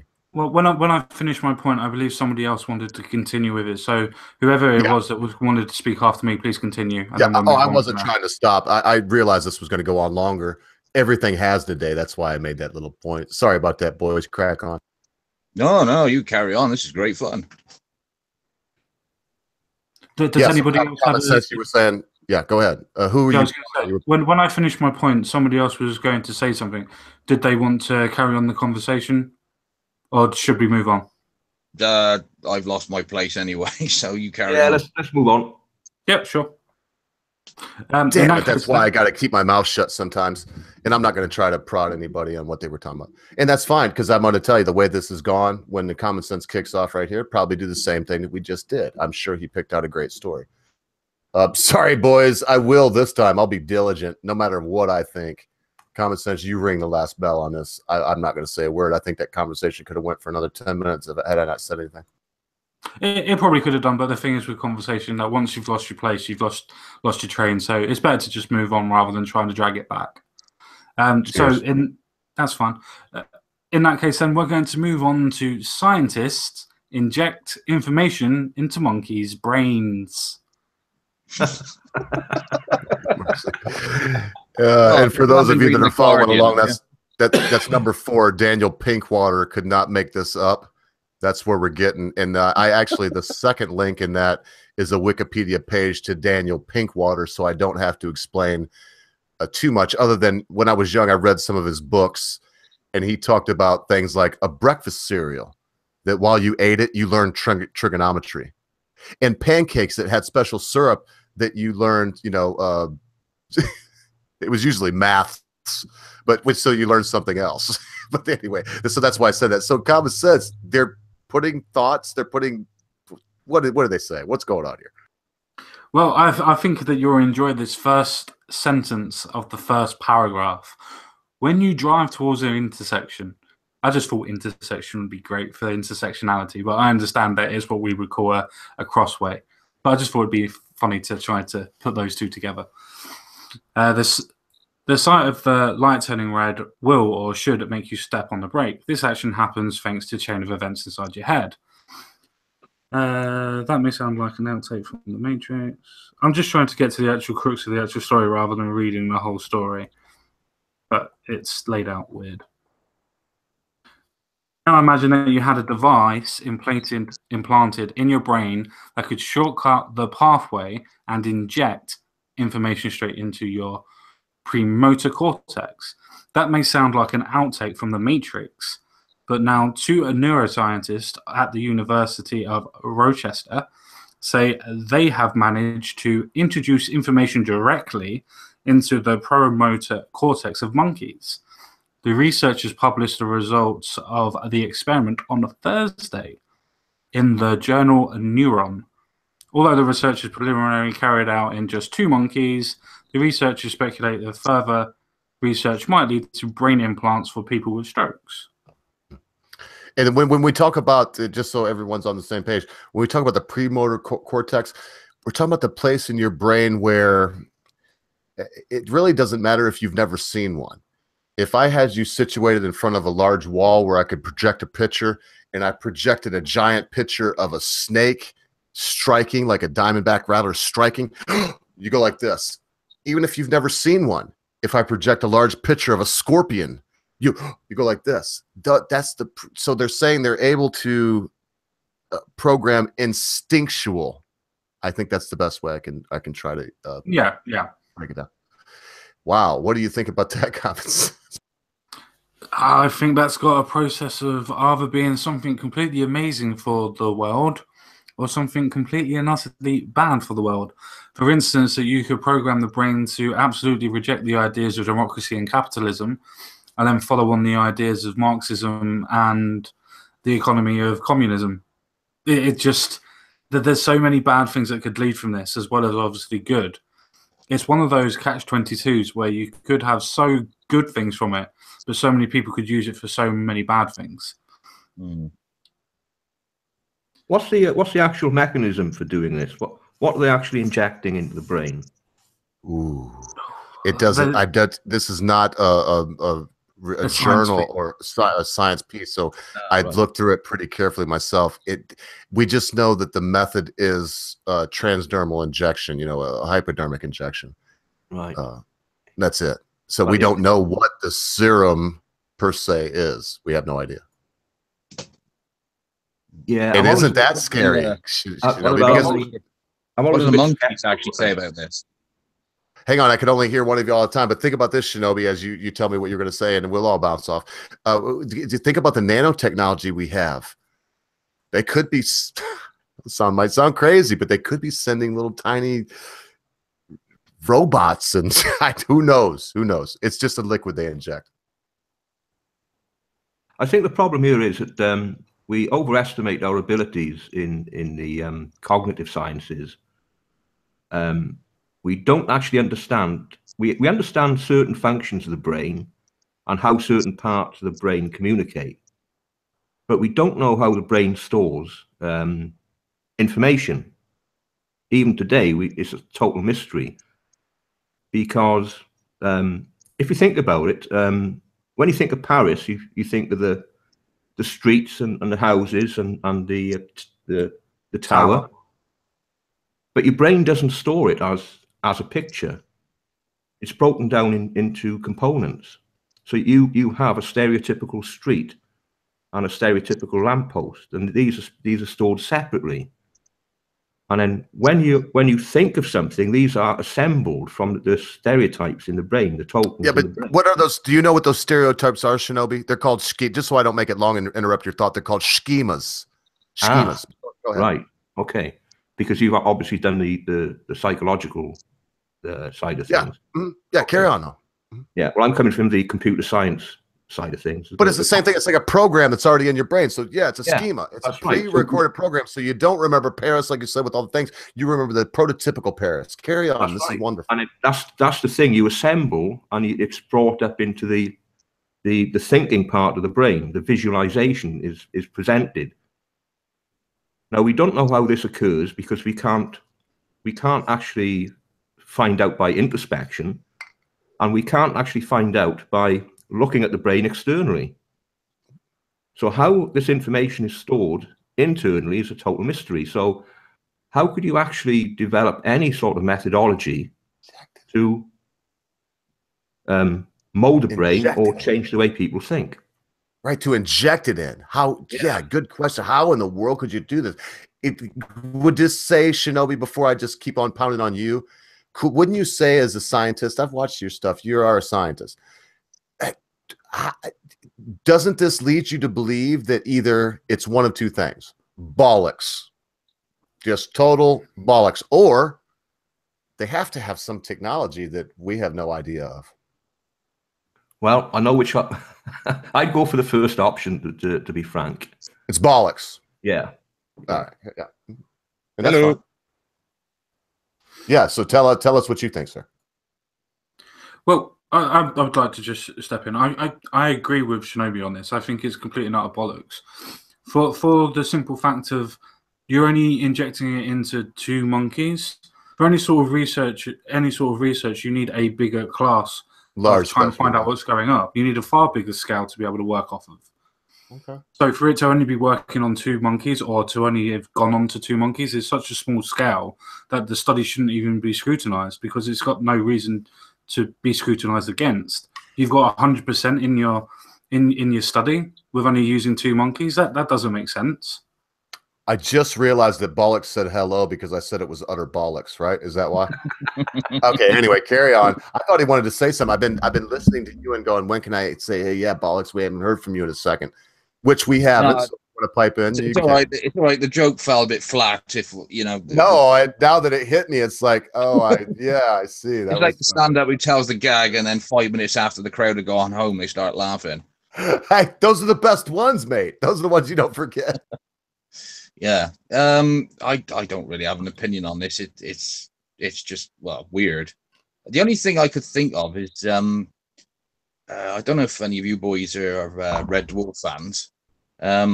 They had a concept in the early series of, it was called Better Than Life. It was basically their version of virtual reality, but instead of being a headset that goes in front of your eyes, it was actual needles that went into your brain to make you actually physically feel like what you were playing was actual reality. And this almost sounds like that's the what's called way they're going, is almost so they can interfere with what's called the brain functions and almost put different functions, different abilities into the brain. I mean, I'm probably getting that all wrong, but any sort of, I mean, if you're doing work on the brain because you're trying to find certain cures for certain illnesses like Alzheimer's or any other sort of just to help you quickly, please carry on afterwards. This study was supposed to have been done to try and bridge the gap to help people that have had stroke. So when you have a stroke, sections of your brain close down, and apparently with this injection that's being injected, it bridges a gap so that it can communicate over the point of the closed down section of the brain again. Well, from what I've read. Right. Well, that's if they were injecting, yeah, then that might work. Or stem cells. That finish that idea, and we'll tear this apart. Finish that idea, Magic Bollocks. Well, I've said if it's just for something like that, then I can't see any ethical reason to be against it. But like Common Sense said, you always wonder sometimes if there's an interior motive behind it. I mean, I'm hoping there isn't. I'm hoping that this is just generally because I know somebody who's recently had a stroke, and it affected the side of his brain that controls speech. So, of course, at the moment, when he's trying to just have a normal conversation, he's getting so frustrated because of the fact that he knows the word, but he just can't recall it. He can't say it. And it's driving him absolutely mad. So anything that can help a person who's had that kind of, trauma can only be a good thing. But, we get to that point now where everybody's so cynical of anything that they do that you think that's a moral and, virtuous thing you're doing. But, is there more to it than that? Well, I seen an interesting study the week before last, and Olga might actually know about this. It's called Blindsight, and what they found is that people with damaged visual cortexes who are blind, when they show them pictures, they can still guess what it is. Oh, I remember that. You're talking about when their eyes are open and they're looking at it, though. Yeah, you sit. Well, blind it's person. because a lot of blindness is okay. You have different kinds of blindness. For example, a very, very famous one of example that I'm not sure he used Blindsight, but a very famous example of someone that didn't have physical damage but was blind was, anybody know? He was a pianist. Stevie Wonder. No, Ray Charles, but close enough because I said was. That's why I gave you a 50-50 because I said was. So when Ray Charles lost his sight, it was due to trauma. There's in the movie, I'm not sure that was true. There was a lot of things going on in his life at that time, but I mean, not trauma physical though. Let's remember this. So what I'm saying is, okay, blind sight not only can be a real thing, it probably is. Definitely because there are people that have no ability to process what they see the way that we do, where I'm watching myself right here, I'm glancing at the chat of my, you know what I mean? But they still see it's just like someone was saying Total Recall. They made a joke about we could go to Mars, we had Total Recall. Okay, if we had Total Recall, we could remember being birthed. We could remember when our brain developed in the womb, we'd be able to remember it. If we had total recall, we would be able to remember everything since we had brain cells. That's just not the way it works. We don't. And so, this is along those lines. I just want to get Shinobi since, and I don't want to just disconnect. We do have a finite amount of time though. And you are a scientist. And I've seen that since you were mulling it over, and I've held this in my mind because I want to get your take on it. Because you said something kind of flippantly about, well, if it's an injection. So now that you've mulled this over, do you think that there is a way they could influence the premotor cortex, not the prefrontal, not the frontal lobe, the premotor cortex, which is somewhere back, because you think of pre, it's in the front, but no, it's somewhere back down by your medulla oblongata. It's back, it's your reactionary part of your brain. It's near your actual stem. It's near your actual brain stem. Yes, thank you. It's almost something that you would have without your brain, to be perfectly honest. It's almost a brain stem activity. But it's a very viable way of doing it. I mean, I could be totally wrong, but something like stem cell therapy, where they inject into the brain and it repairs the neurons that are there. Okay, but this is learning, Shinobi. So, and I heard you say that. That's why I prodded you. So, do you think that when okay, I'm asking you to not stand by anything. I don't want you to try to sound crazy. I'm not trying to make you sound crazy. Everyone here already disagrees with what I think, about this. That learning, I can safely say no. That would be so. You impossible. don't think that they could have cells? So you just said no. You said no. No. All right, I won't even try to. What we know about the computational view of the brain, that would be impossible, basically. There's a all right. There's a study to do with mice that's done in the UK at this moment in time, where they have injected some parts of human DNA into the mouse, and it's been able to have increased intelligence. The brain activity comes more like a human's brain rather than the case of it coming like the mouse's brain. What they were trying to do was trigger a form of language. They're not trying to say that the mouse can speak or anything, but it's a form of that they actually were able to inject the DNA into the brain, and it's actually stimulated it. So would that not be able to be a correlation of what's happened here? No, because there's two issues there. There's affecting the cognitive functions are slightly different from actually transferring information externally into the brain in a format that the brain could use usefully.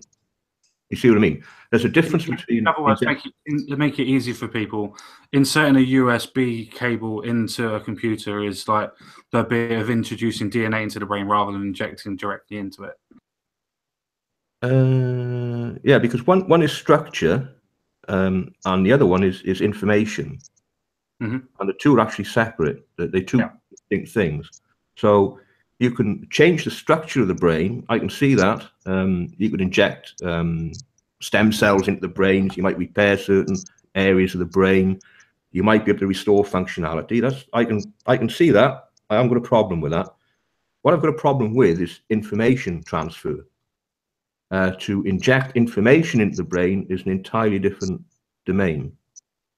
And we don't know enough about the brain to effectively inject information into it. So look, boys, and we're going to continue on. I just want to say that I'm so honored to have all you Brits here, man. I really am. I'm no joke. I'm very selective. And you notice that Common Sense, it's not for you. Before you came here, it was being a Britisher only. You came on and just happens to be your British. No, I kind of dig the other side of the pond. And I do look at you as the great mother island. I do. All of we speak English. I mean, let's face it, we do. A lot of our ways and means are the same as British. But so let me do this really quick, gentlemen. Out there in the chat, if you're from the UK, Isle of Wight, Isle of Man, Scotland, Ireland, Wales, if you're from the UK, press 1 for us right now, and so I can tell the boys. If you're from anywhere else, press 2. Anywhere else, United, wherever, because well, let's face it, boys, there's the United Kingdom and there's everywhere else. I mean, yeah, we'll talk to anybody as long as you're not French. Yeah. Exactly. Though, while we're having a quick laugh, I have to say this on behalf of the Britisher. If you Americans want to come back to being a colony for our great United Kingdom, you are more than welcome. Yeah. And I knew 058. I believe he's 05. I don't want to give you it wrong now. I think it's Utah. I know he's from the United States. But see, we got 1. So far, we got Jensen Quinn is a 1. 058 is a 2. Memes of Destruction is a 3 because he's from the same place I am originally. He's from Barstow, Mars. We're actually cousins. We're Martians. Both probably identify as Jews here on this planet. And then we have RPRs, of course, 1. Sardonic 7-1. Susie Monkey 1. Yay, Susie Monkey. JJ Soda Rock is a 2, and Cult of Lich is a 2. So you can see there, gentlemen, those are the ones that are piping in here on our tiny little deal, which, you know, it's not like it's Lionel Nation where he says that and you get 1, 1, 1, 1, 1, 1, 1, 1. But yeah, they're listening, they're paying attention, and you all win. We do attract. That's why the time frame, being a farmer, and when I'm trying to segue because I think I got what I'm going to do. Common Sense is it's going to be up to you. Final word or one more story, and if we do one more story, I'd like you to pick it out because this last one was so good. And look, folks, I hate to be the bad guy, but I try to be good. And when we're going on in the conversation, I like to let it roll on and not say a whole lot because everybody that knows me knows. I'm probably too much in love with the sound of my own wonderful melodic voice. And once in a while should shut the fuck up and let other people speak. And so, I don't know. So Common Sense, are we going to do one more? Should I filibuster a bit more? We got any last words on the thing that I just abruptly cut off because I don't want to censor, even though I like to keep the ball bouncing. I don't want to censor. No, that's fine. I think I'm okay doing either. So what I'm going to do is I'm going to pass the question over to our guests and ask them if they want to carry on or if they want to do a final word. I'm fine to carry on. This is good laugh. All right. Yeah, I'm fine. We can do another one. All right. Yeah, that's fine. So does that leave it to me to pick Common Sense, or are you still going to? Yes, Why don't please, you? no, you can pick. Okay. All right. Well, then you filibuster while I look. Have you got any really stupid ones? No. I think I might have blown the wad with the wolf whistle, but I tell you what I can do if Common Sense and you folks will keep busy for a second, I can go to some of the wonderful British news outlets that I find. Yeah, he's going to go to the BBC. No, not the Daily Mirror either. There's some. In fact, I got to type it in, and I tell you, they're like funny British news. That's all I got to do. F-U-Y British. Did you see the news on the BBC? They're doing a section for children on fake news. Oh, yeah. Is that the one where they're sending reporters into schools and telling them to avoid was it news that they think is fake news and advising them which news they should be reading? Well, and boys, I was talking about the Mirror and the Metro. So just to let you know where I was going. So we carry on while I look for a story. This is quite a really interesting conversation, actually. The fact that the BBC and media outlets such as them are going to schools to entice people not to look on non-mainstream media, as in alternative media, which is so prevalent at the minute for people getting their news sources. Telling them not to do that. Don't follow other people. Don't do your research. Just spoon feed what we're giving you. Yeah. Oh my God, Common Sense. I don't even want to say this out loud. I want you to read this before I even ask if this is the British story you want to talk about today. I think this is actually a secret way to keep the Guardian from going bust. What? What the? What? Did you see that, mate? Did you see that? Oh my God! What's this? I mean, I'm not sure. We're gonna have to. This is from the Metro. I'll try to not laugh. Then I think hands down it's because we could. That was good. It's all good conversation. We can get to any of them. But now that we've got Shinobi and Magic Bollocks here, in fact, Magic Bollocks. How could we not cover this? This is from the Love Metro. This teenager forced to masturbate in front of armed police. He had his rights violated. That is the big header here. So I'm going to click on that. We'll see what it says. It says, teenager Trey Sims forced to masturbate in front of armed police had his rights violated. This lad right here. Anyway? Well, listen, I haven't even looked at this. So no reason to be sorry because I'm sorry. I want to find out too. Let me read enough. I want to know what Shinobi was saying. Yeah, I mean, you got this interrogation room full of armed police, and they ask you to come quietly. Yeah, I mean, how do you manage that? I mean, brother, you'd have to shoot me. I don't know. You'd have to shoot me. No idea.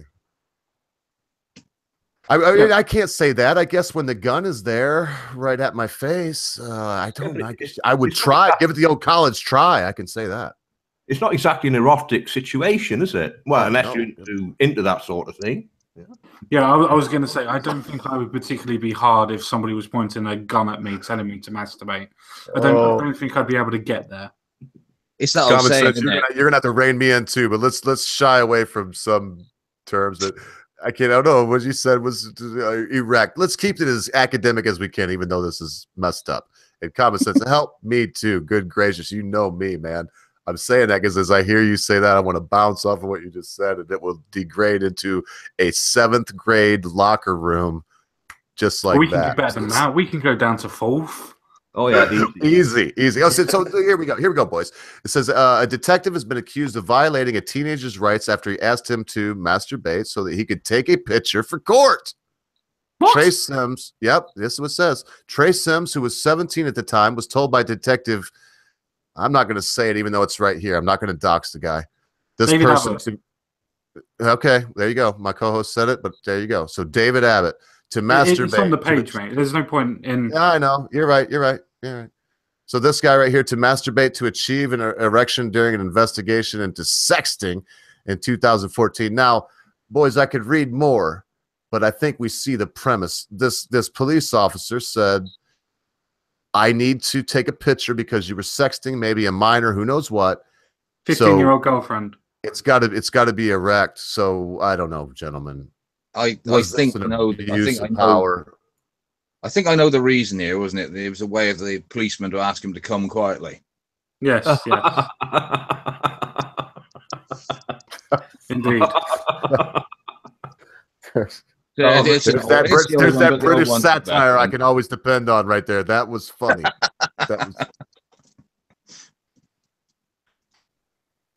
But just to actually go on to the story and actually give the story some credence, how can you actually ask somebody to sit there and masturbate? Was it just a case of it trying to compare the pictures, or was the person actually trying to get some pleasure out of it? Not the person masturbating, obviously, but the detective himself. Was he trying to get some pleasure out of it? There's so many questions to this story. You could just tell him to go off into another thing and take a picture somewhere else. Or isn't it a case that you wouldn't be able to force somebody to be able to do that? You'd ask him to do it? You can't force him to do Hey, it. I think this is actually in the United States too, lads. It I got is. it from It's the in Metro. Yes, it's Virginia. You And so, could tell and it was look, the US because of the stars and stripes behind the. yeah, I should have known. I just thought it was so weird. It had to be British, but no, it shows it once again. Like I said, the Mother Island. We get it all from y'all. So, but look at this, boys. With because we said it, Shinobi, you said it. With armed police in the room, Sims from Manus, Virginia, was unable to. All right, there. I can't. I'm not going to read anymore. I just feel like. Oh dear. It's just saying a room full of loaded weapons and he couldn't fire. Yeah, and it says he was misfiring. But then it says Abbott took pictures of Sim's penis anyway. Listen, we Razor Fist has been on twice. He'll be on again. He comes on semi-regularly. We like to have him on at least 3 times a year. And I tell you what, he covered the Michael Jackson thing really well.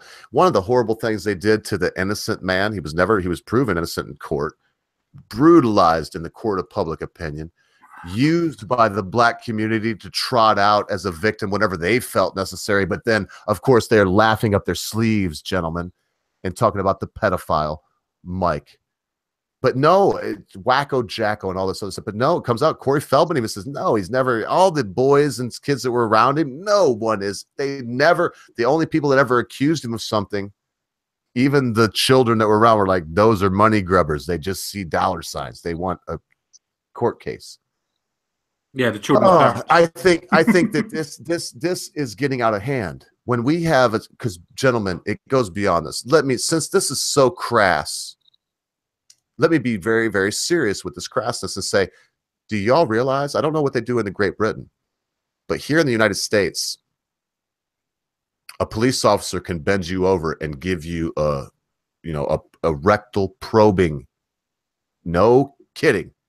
If they think that you have drugs up there. Same thing with a female. Now, they'll call out a female officer. All you got to do is pull up cops and say, anal cavity search cops or vaginal cavity search cops. Show you right there on national TV like they're not even ashamed of it. There comes a point where dignity outweighs justice in a free society. And unless we're talking about, come on, let's face it, boys. This kid's 17. I mean, they said he couldn't get an erection then. Will he ever be able to get an erection again? And I'm not making light of this. I'm being serious as a stone cold heart attack right now. Unless he's got a very kinky partner who likes, being shagged while holding a loaded weapon, I think he'll be all right. Yeah, and look, I'll bounce it off now because I don't want to get it too deep. Wow, that didn't sound good, did it? I don't want to go too far.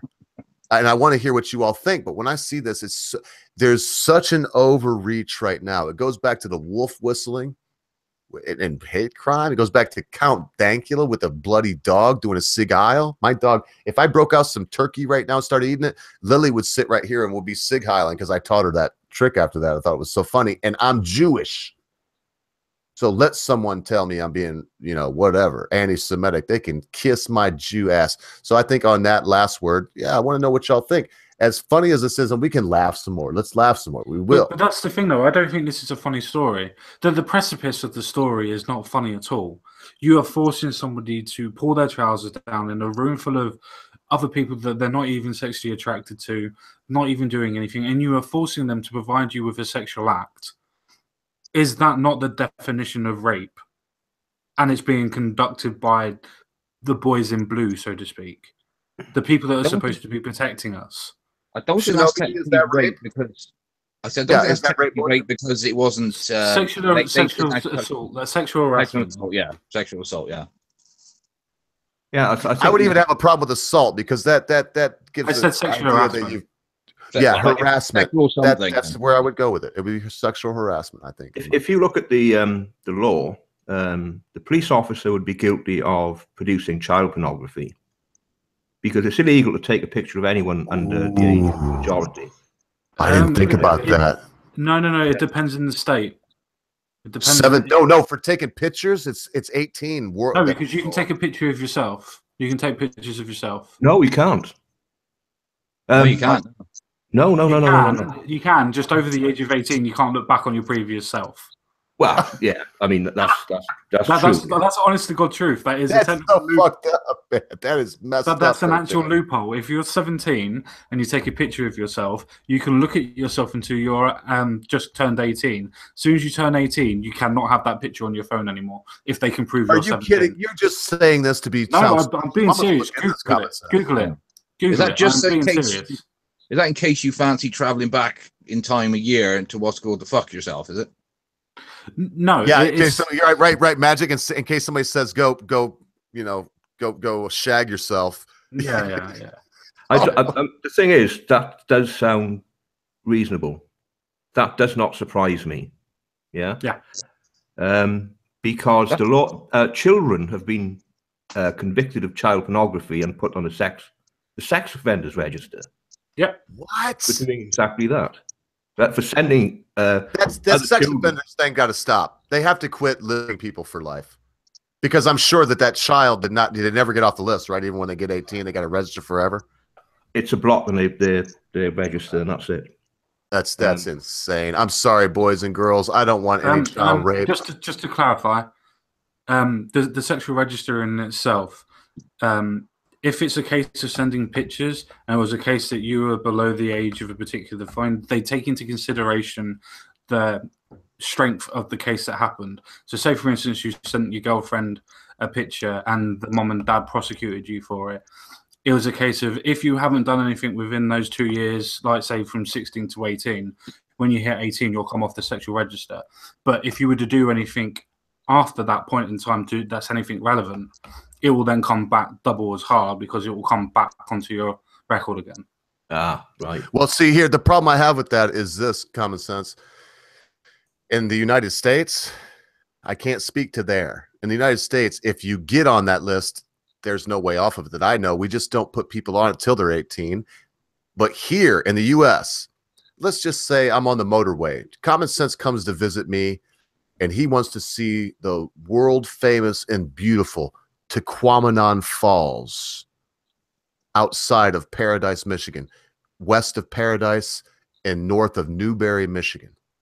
And I was like, yeah, let's go. We're going to go.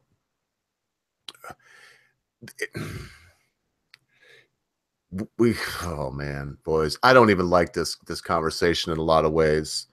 It's tough to deal with. I'll just say that, man, because I could make a lot of apologies, and I don't even know if I want to keep going where I'm going. It's just no, it that's is fine. what I'll it tell is. you what I did. I was going to do a video on a certain issue, and I'd researched it, and I came to exactly the same. I didn't feel comfortable about doing the video itself. It's hard sometimes for me because you know then someone can say people are making an apology for whatever, and in the end, I really want to hear what you folks think about it, and more than what I've. What we've been talking about this evening is that it's just everything's really crazy at the moment, and this is just another example of it, isn't it?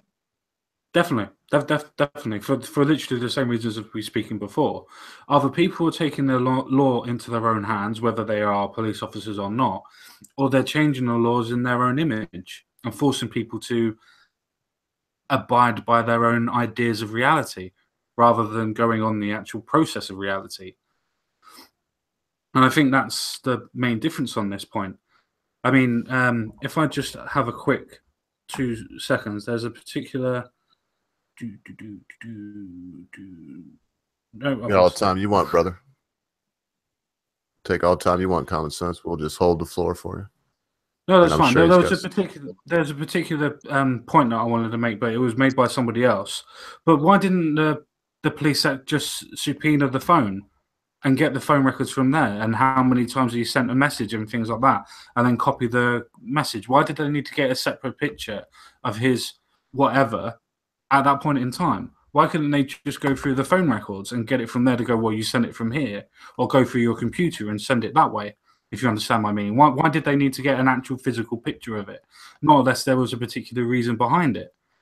Or they're just trying to over-assert their authority. Man, now I've got to. There is a reason behind all this stuff, Common Sense. There is. For some reason, the powers that be want to strip rights away from as many people as they can. I'll use it in a different way. If someone, because I was using us going somewhere, and I don't want either one of us to be. If someone in the United States and in this state of Michigan right now, I just noticed, I was watching this closed circuit TV show that's in Great Britain. I'm trying to think of the name of it. It's pretty popular there. And they show closed circuit TV people working with the cops and doing cool stuff to make society better, right? That's debatable, whatever. But I'm watching that. What happens to you in London if you get your tipple on and you relieve yourself against a building somewhere and the bobbies catch you? Do you know what happens there? What's the worst thing that can happen? Well, if you're a jerk, they'll lock you up. Yep. If they come and find you and you're like a real Jude, and I've watched a few of them, you got to be a jerk there for stuff, because you even like look at a cop here and wink and they put you in jail. There, they can catch you peeing, and no, you got to be. I mean, you got to be a dick because they got better stuff to do. What they do is they give you. Sorry, as long as you're not as long as you're not leaving yourself in front of a shop, generally they leave you alone and tell you to move on. Well, yep. And if they do anything more than that, if it's in front of a shop, or in some cases, like I was watching in Birmingham or somewhere, Manchester, there was this old church and they were peeing on it so much it was turning the red stone black, and it survived since the Reformation. They give you an $80 quid fine, okay? And they send you on. What we're talking about, boys, in this state, if I got to use this as an example, Common Senseguy and us are going to Quamanon Falls, like I said. And we stop because we have to relieve ourselves. And we're behind trees now, mind you. But a state cop stops behind our car and notices we're down there and realizes we are relieving ourselves in the woods on the side of the motorway. You'd have to register as a sex offender in this state, in this country, for the rest of your life. What? Yeah, it's public indecency, public exposure. So for a bear shitting in the woods, they would that's the same thing. God's sake! I can't believe that. Just for having a slash, your class. Now, don't get me wrong. They would, but because most times now in this state they drop that charge, and that's why. But if for any reason, let's face it, when you give this kind of power to the state, if for any reason they want to, yes, man, for taking a slash against a tree, if a cop sees you, and that goes, and the problem is. Let's just say this, for example, boys, and I'll kick it off to y'all, because this goes into this. I mean, come on, man. Why would they do this to this kid? They act like they have unlimited power. Let's say that you now, all three of you want to come to Michigan and go deer hunting here. You want to get a heart. You want to go hunting. I even got black powder rifles. You want to use a black powder rifle, just like they did 500 years ago in your home country. Whatever. Yeah, I got those too. I have those too. Anyway. So we go out and we're going to go hunting. Now, while we're hunting, we take a little break at our cabin and we stay within the legal limit. But in fact, we're not even drinking booze. We just have a lot of hydration because it's cold out. You got to stay hydrated. Now, as we go back out to our prospective blinds, we all stop outside of our primitive lodge and again, if you're relieving now I'm talking about in the middle of the woods.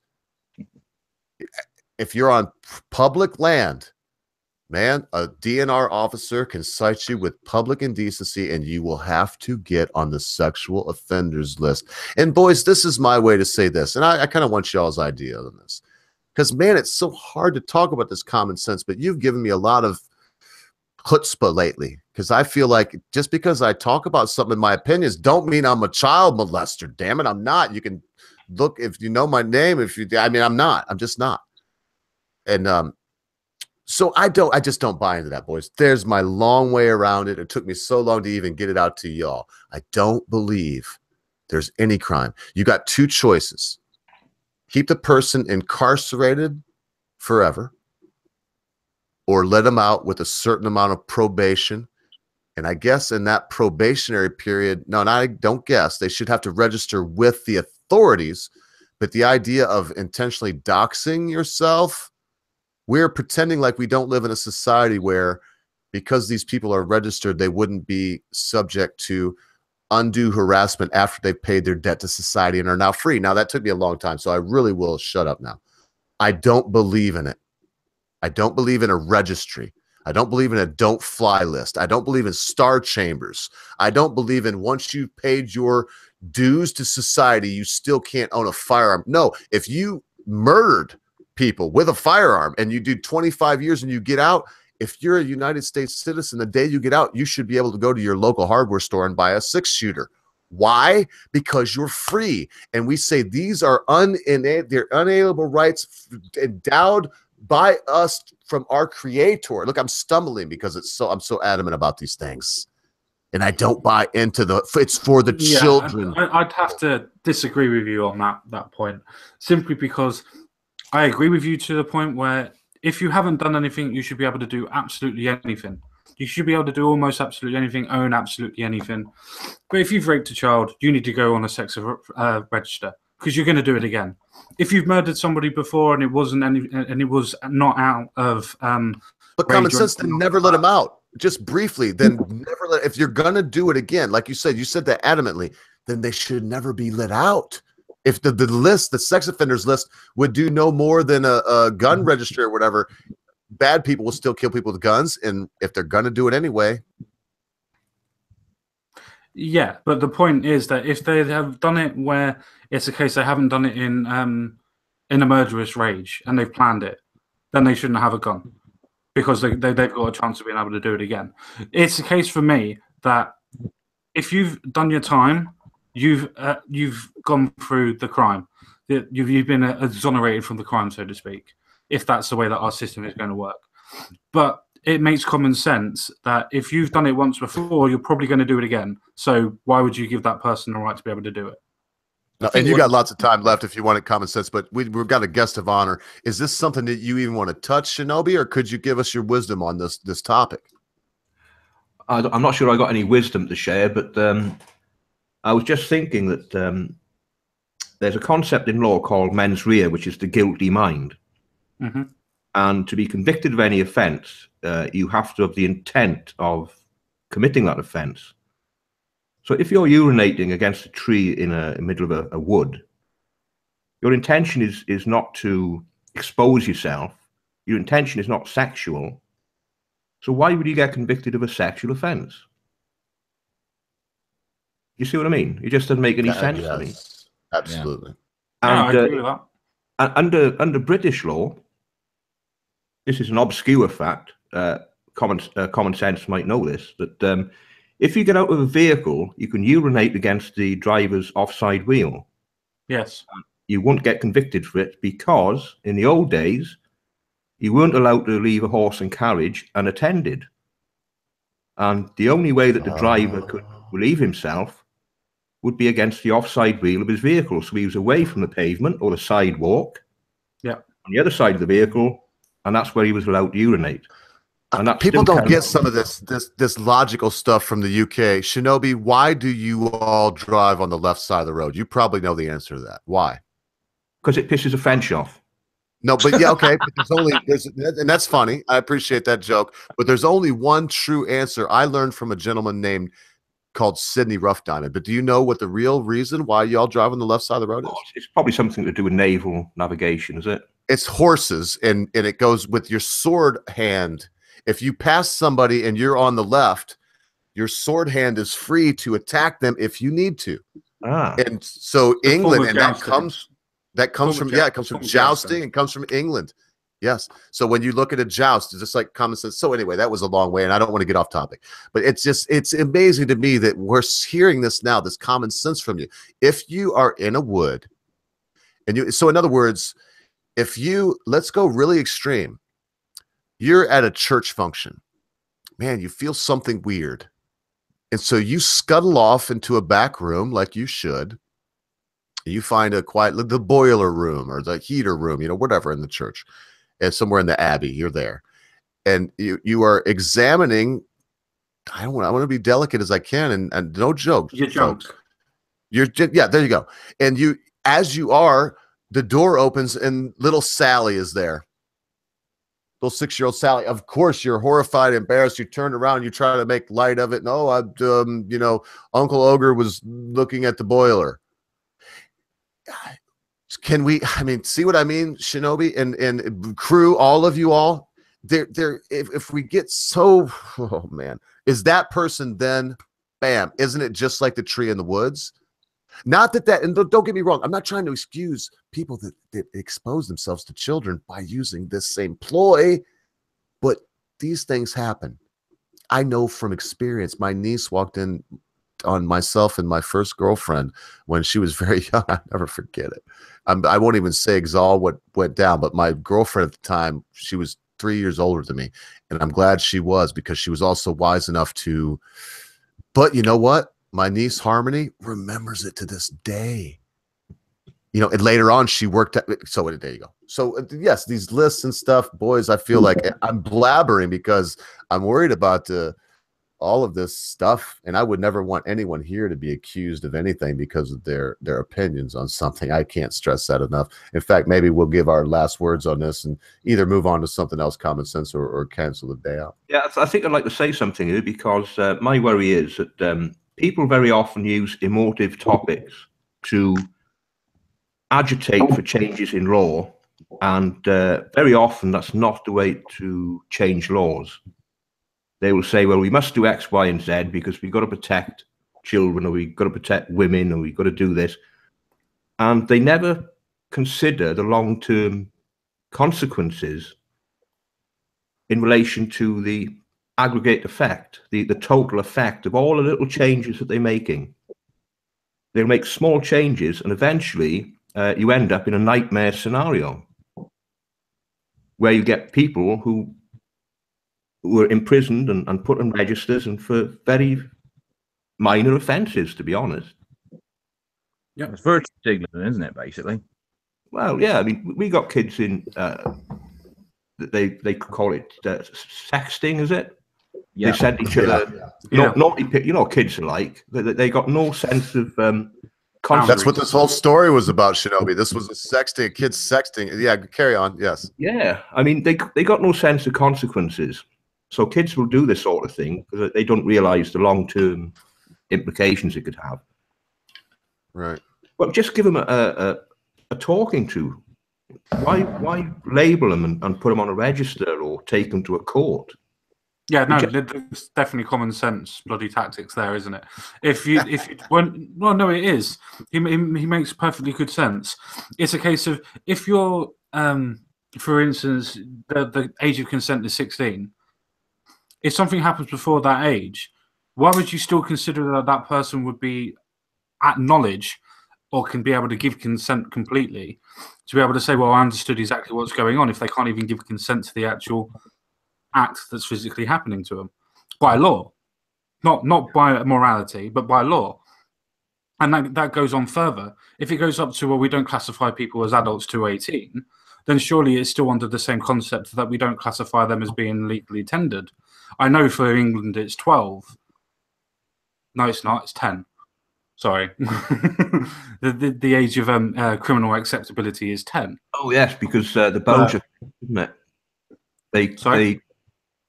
In the Bulger case, when the toddler was murdered, the two boys involved were 10 or 11? 10 and 11. And they put them on trial in an adult court. So, yeah, that's 10 or 11 would be the age of responsibility.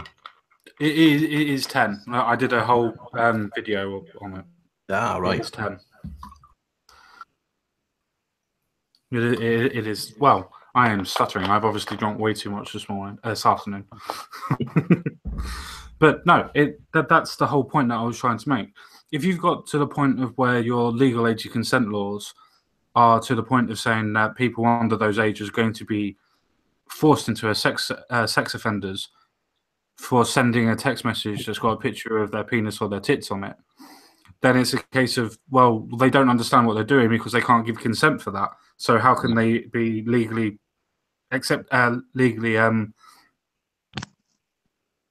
Can't think of the word. Sorry. Legally, yeah, I can't think of the word. Sorry. I think it's also to do with they don't realize how much it can actually ruin somebody's life as well, especially at that young age, because it's not quite the same thing. But a friend of mine's daughter got nicked for possessing drugs. I don't know what she actually had on her, probably just skunk, I would have thought. And her mother was trying to explain to her, because she got off with a warning. And the police warned her that if she got done again, she would actually end up with a criminal record. And she couldn't see anything wrong with this until we were trying to explain to her.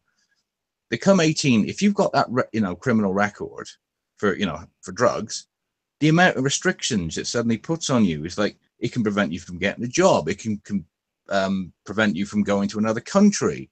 It can prevent you from claiming certain benefits. Whoever comes up with these laws, they say if somebody gets on the sex register because they, like you said, they were sexted at 14, it could completely ruin that what's called person's life before they've even really started it. Exactly. And that's what's so scary about it. Yeah, I mean, we need to take this case by case.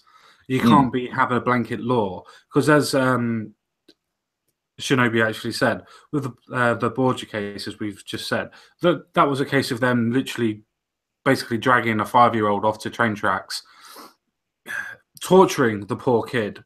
Bearing in mind, they didn't just beat him and then leave him there. They tortured him, and yeah, it was pretty not disgusting. going on further. Yeah.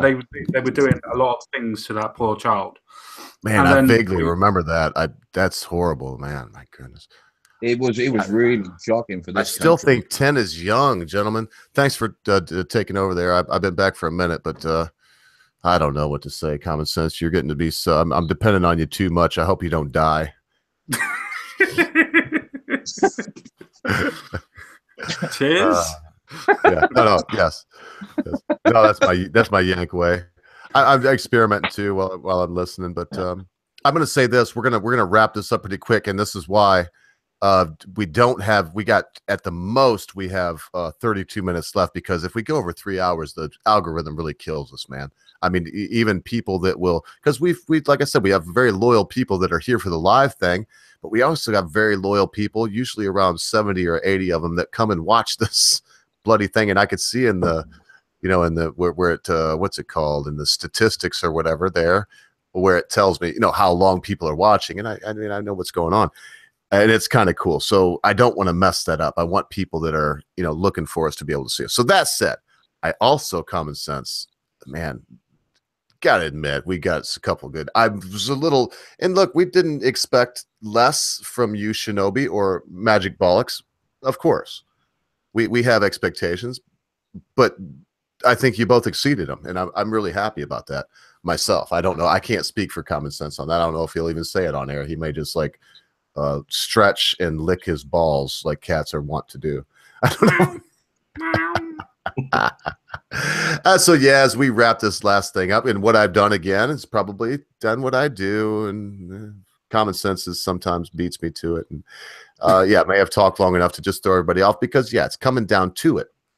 And I want to make sure, if you've never done public speaking, which I know at least 3 of us here have, because I've been on live streams with Shinobi. I've done live streams 3 days a week with Common Sense, and but I've never done public speaking. I've always done radio speaking. You're doing it now, mate. You're in public, and 21 people are looking at you. So, means of destruction has just said my cat just looked at us, Common Sense guy, from when I was obviously meowing. I think it's cool too, because Magic Bollocks is like this black cat staring at me with green eyes. It's just so funny. So at least when I lick my balls, they're totally hairless. Okay, so if there's the whole point is this: if there's nothing left, and good gracious, I will speak now for everyone here today. None of us, no one here today thinks that abusing children, the elderly, the helpless, the defenseless, those without a platform, the poor, the unloved, the unwanted, we think that's abhorrent. And we here today in unison, fling our ire at anyone that would engage in such base, abhorrent activities. That's as simple as that. I'm sure that I'm not even going to ask. I know that the gentlemen assembled here with me today agree with that 100%. So I don't know if there's anything else that we could say about this. We all have our own opinions. It seemed like it was pretty clear that we love freedom, but we don't. But what I just said holds true. So yeah, whether or not we have a full registry, it should always go back to what Shinobi said about what did you call that, Shinobi, where you look at the motivation? What did you call it? What's the legal term of it? Oh, mens rea. Mens rea. It's Latin for the guilty mind. Yeah, we should always look at the guilty mind, the mens rea, and see if there is a motive there. Not in all things, because then we look at Comey in our country with, Clinton didn't have. Well, you can't. At that point, it's no, you either committed a crime or you didn't. But there are some things where you have to look and say, well, the lads got pissed and they were having a piss. And that's what it comes to. Pay your $40 because you're stupid and should have pissed in the public urinal over there and go on. So yeah, that's it. That's said about that. So look, I really want to Common Sense. I want to give these lads a very ample time for the last word. So unless there is something burning, and I would also mention, if there is, you can put it in your last word. I want to start right at the top and go with, and I'm trying something new here, folks. As you can see, even amongst us, I'm going to leave it this way when I'm speaking until I give my final appeal. But since I only have, just icons with y'all anyway, I'm just leaving this up so we can all see what people are saying, and they can see it too out there. It's just, I don't know. I've seen it done. So if this is gay in the side, press 1. And if you dig it, press 2. And to be brutally honest, if you think this is totally stupid because you can see that over there anyway, just press 1. Gay, yeah, I guess that was wrong. So there you go, boys. And if nothing else, any further ado, something else, Common Sense. If not, I'll kick it off to Common Sense, and he'll say who goes first. I think we all know by now. Yeah, I think it's best idea to actually start kicking off. So if Magic Bollocks wants to go first on anything that he wants to do, promote his channel, do whatever, just give us a final word, my friend. Okay. Well, I haven't actually got a channel to promote. It's one of them things I've been meaning to do forever, but like a lot of things, it gets put on the back burner. Because I've still got a full-time job, and I've recently broken my ankle, so I've had a few setbacks. But I've been very flattered and honored, and I'd like to thank the Ogre and Common Senseguy for welcoming me to this channel tonight. It was very kind of you. Didn't have to, but you did. I've had 58 say that me and Shinobi were very good tonight, so that's very nice to hear. I've also been called a country bumpkin in the chat before, which was very flattering, I think. But other than that, I think my sort of final words would be 1, get well, Brit. We miss you. 2, no matter how crazy this world seems to be getting with all this Marxist dogma, feminist nonsense, SJW shite, you've got to be optimistic and hope that that pendulum is reaching the end and it's going to start swinging back to common sense. Yay! I hope. The trouble is, what's going to happen then. It's going to swing too far to the right. But what will happen is people like us will be here to point out the right's nonsense when it comes, and the right's censorship and attempts to shut down free speech. Really, that's all we can hope for, is to hope for the best. Otherwise, we may as well just all give up now. Stick, wave the white flag and hope that the Marxists or the fascists treat us not too badly. But that's it, really. So, like I said, thank you very much, Ogre. Thank you very much, Common Sense. Thank you very much, Shinobi, and thank you very much all in the chat. And if you just like to all take the piss out of me now for a couple of minutes, I'd very much appreciate it. No worries, Magic Bollocks. Thank you very much for coming. It was a pleasure to speak to you as well, my friend. Thank you very much. That'll never happen. That's not what this last time is for. I'm sure. Yeah. So, Shinobi, if you would like to kick us off with your final word, it can be anything that you want it to be, my friend. Oh, right. Last words. Well, I'd like to thank Olga. It's been a pleasure. He's been a brilliant host, and yourself, and Bollocks. It's been a nice conversation. And on the topic of conversation, through life, I've always found people, if you treat them right, they can be very responsive. And I've had Marxists as friends, and some people who are to the right of Genghis Khan, and they've all had something to say. And if you treat people in the right way, they normally treat you fairly. And if somebody's got a different political opinion, or they view the world slightly differently, then you just have to accept them as they are and assume that they do so from good intentions. That's about all I've got to say, really. No, that's fair enough. Thank you very much, Shinobi, for coming on as well. We really enjoyed you coming on as well today, my friend. Enjoyed the conversation. It was a very good conversation with all of us today. Even if the ogre had to pop out a couple of times. It was a very, very good show, I think, for today. So I'm going to carry on with my final little word. As you well know, I won't take up too many of people's times. So I'll be as quick as possible. As I said before, my final word is literally going to be the part of saying that if you're going to add these small little laws that keep on adding up, as Magic Bollocks has already said before, it's a case of you're going to die a death of 1,000 cuts. It's not the load that broke the camel's back. It's the straw that broke the camel's back. Everything that adds up will end up destroying the foundations that we live on, the foundations that we breathe on. This little thing about, for instance, the fact of not being able to wolf whistle and talking to women is now classified as sexual harassment, or parts thereof are, is absolutely ludicrous. But yet, it's another straw added to that camel's back. And as Magic Bollocks has also alluded to as well, it will be at that point where it will break. It will crumble. And is that the fault of our society as it is at this moment in time? Or is it the fault of people like us that may be talking about it, but not necessarily doing anything about it? Now, I'm not trying to say that all of us should become advocates or anything else like that. I'm not saying that. But at the same time, though we're doing our bit by trying to portray our own voice and portray our own interests, it's a case of, do we carry on going forward? Do we speak in public? Do we try to take office? Probably a good idea, considering that's what the feminist movement did. That's what the SJWs did. They went into the forms of academia. They went into the forms of being able to take control of the Labour Party. I mean, we all say that Jeremy Corbyn's an absolute idiot that will never take charge. He wasn't that far away from winning the general election, was he? But yet we still call him an idiot and thinking that he will never take charge of the country.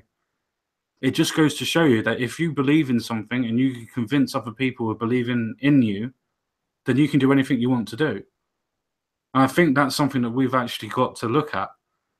If we honestly believe in the things that we are talking about, maybe it's time, instead of just sticking to channels, maybe it's times that we actually move forward and talk to people who are in real life, so to speak, and try to convince them one person at a time.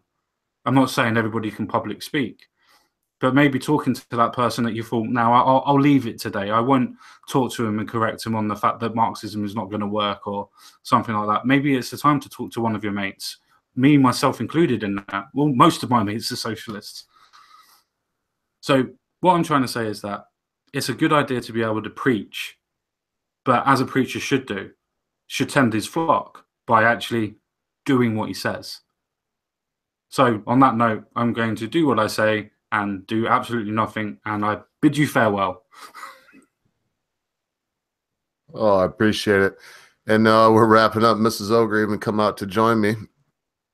It's 6:40 here in the evening, but it starts getting dark around 5 o'clock. It's dark at 5:30. We're down to about 6.5 hours of light a day, and by the darkest part of it, we'll be down to 6 hours, a little less a day of light.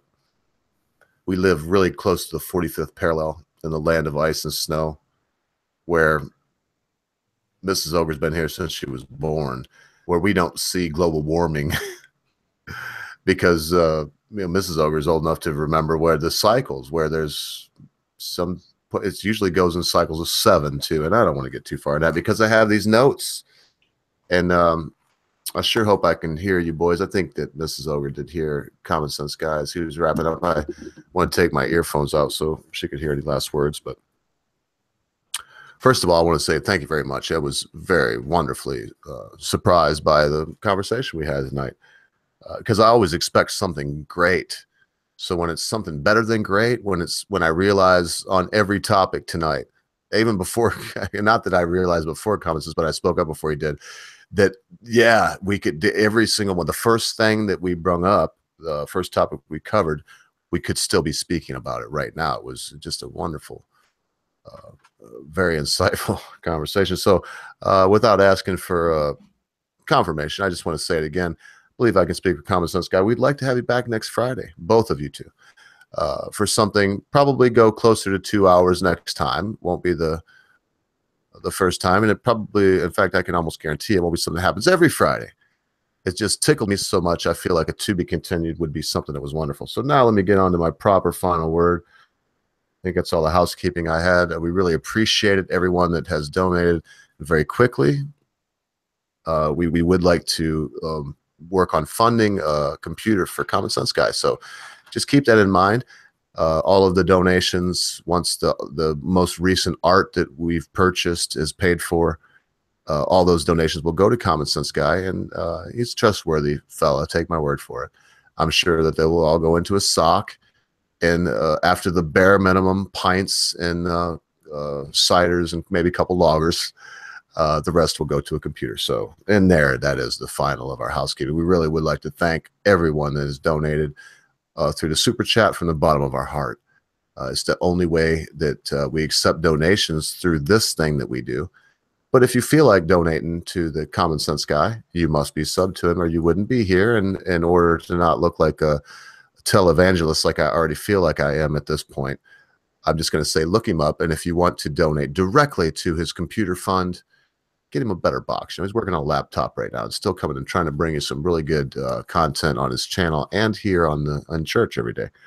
Go ahead and do that if you feel the need. If you can do it and you're already taking care of for other people at Christmas, yeah, go by and throw him $100 or a couple $100, and with a little note that says, we really hope that, you make it, and this is for your next computer.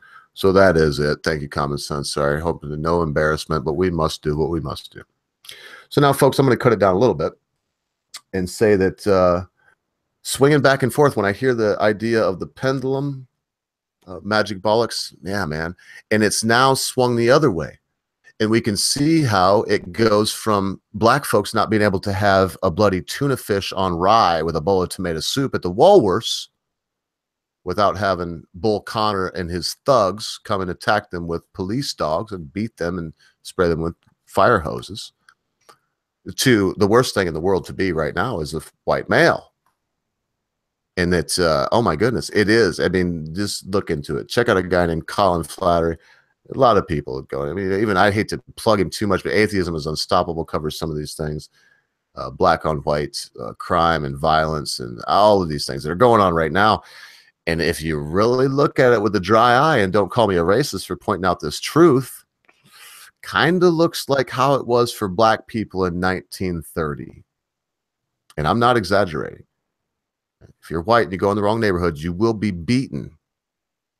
Some cases raped, some cases murdered. And in almost every case, there will be an apologia made for said rape, murder, robbery, bludgeoning. Because denial, deceit, delusion on all sides, white racism towards black people is the answer to all problems in the world, all places, all the time.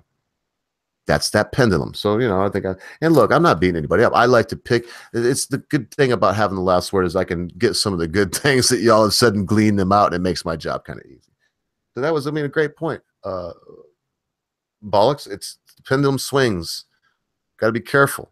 Remember this. Always remember this. The toes you step on today could be attached to the butt you got to kiss some other time in life. I've had to learn that lesson. Mrs. Ogre knows many times in my life.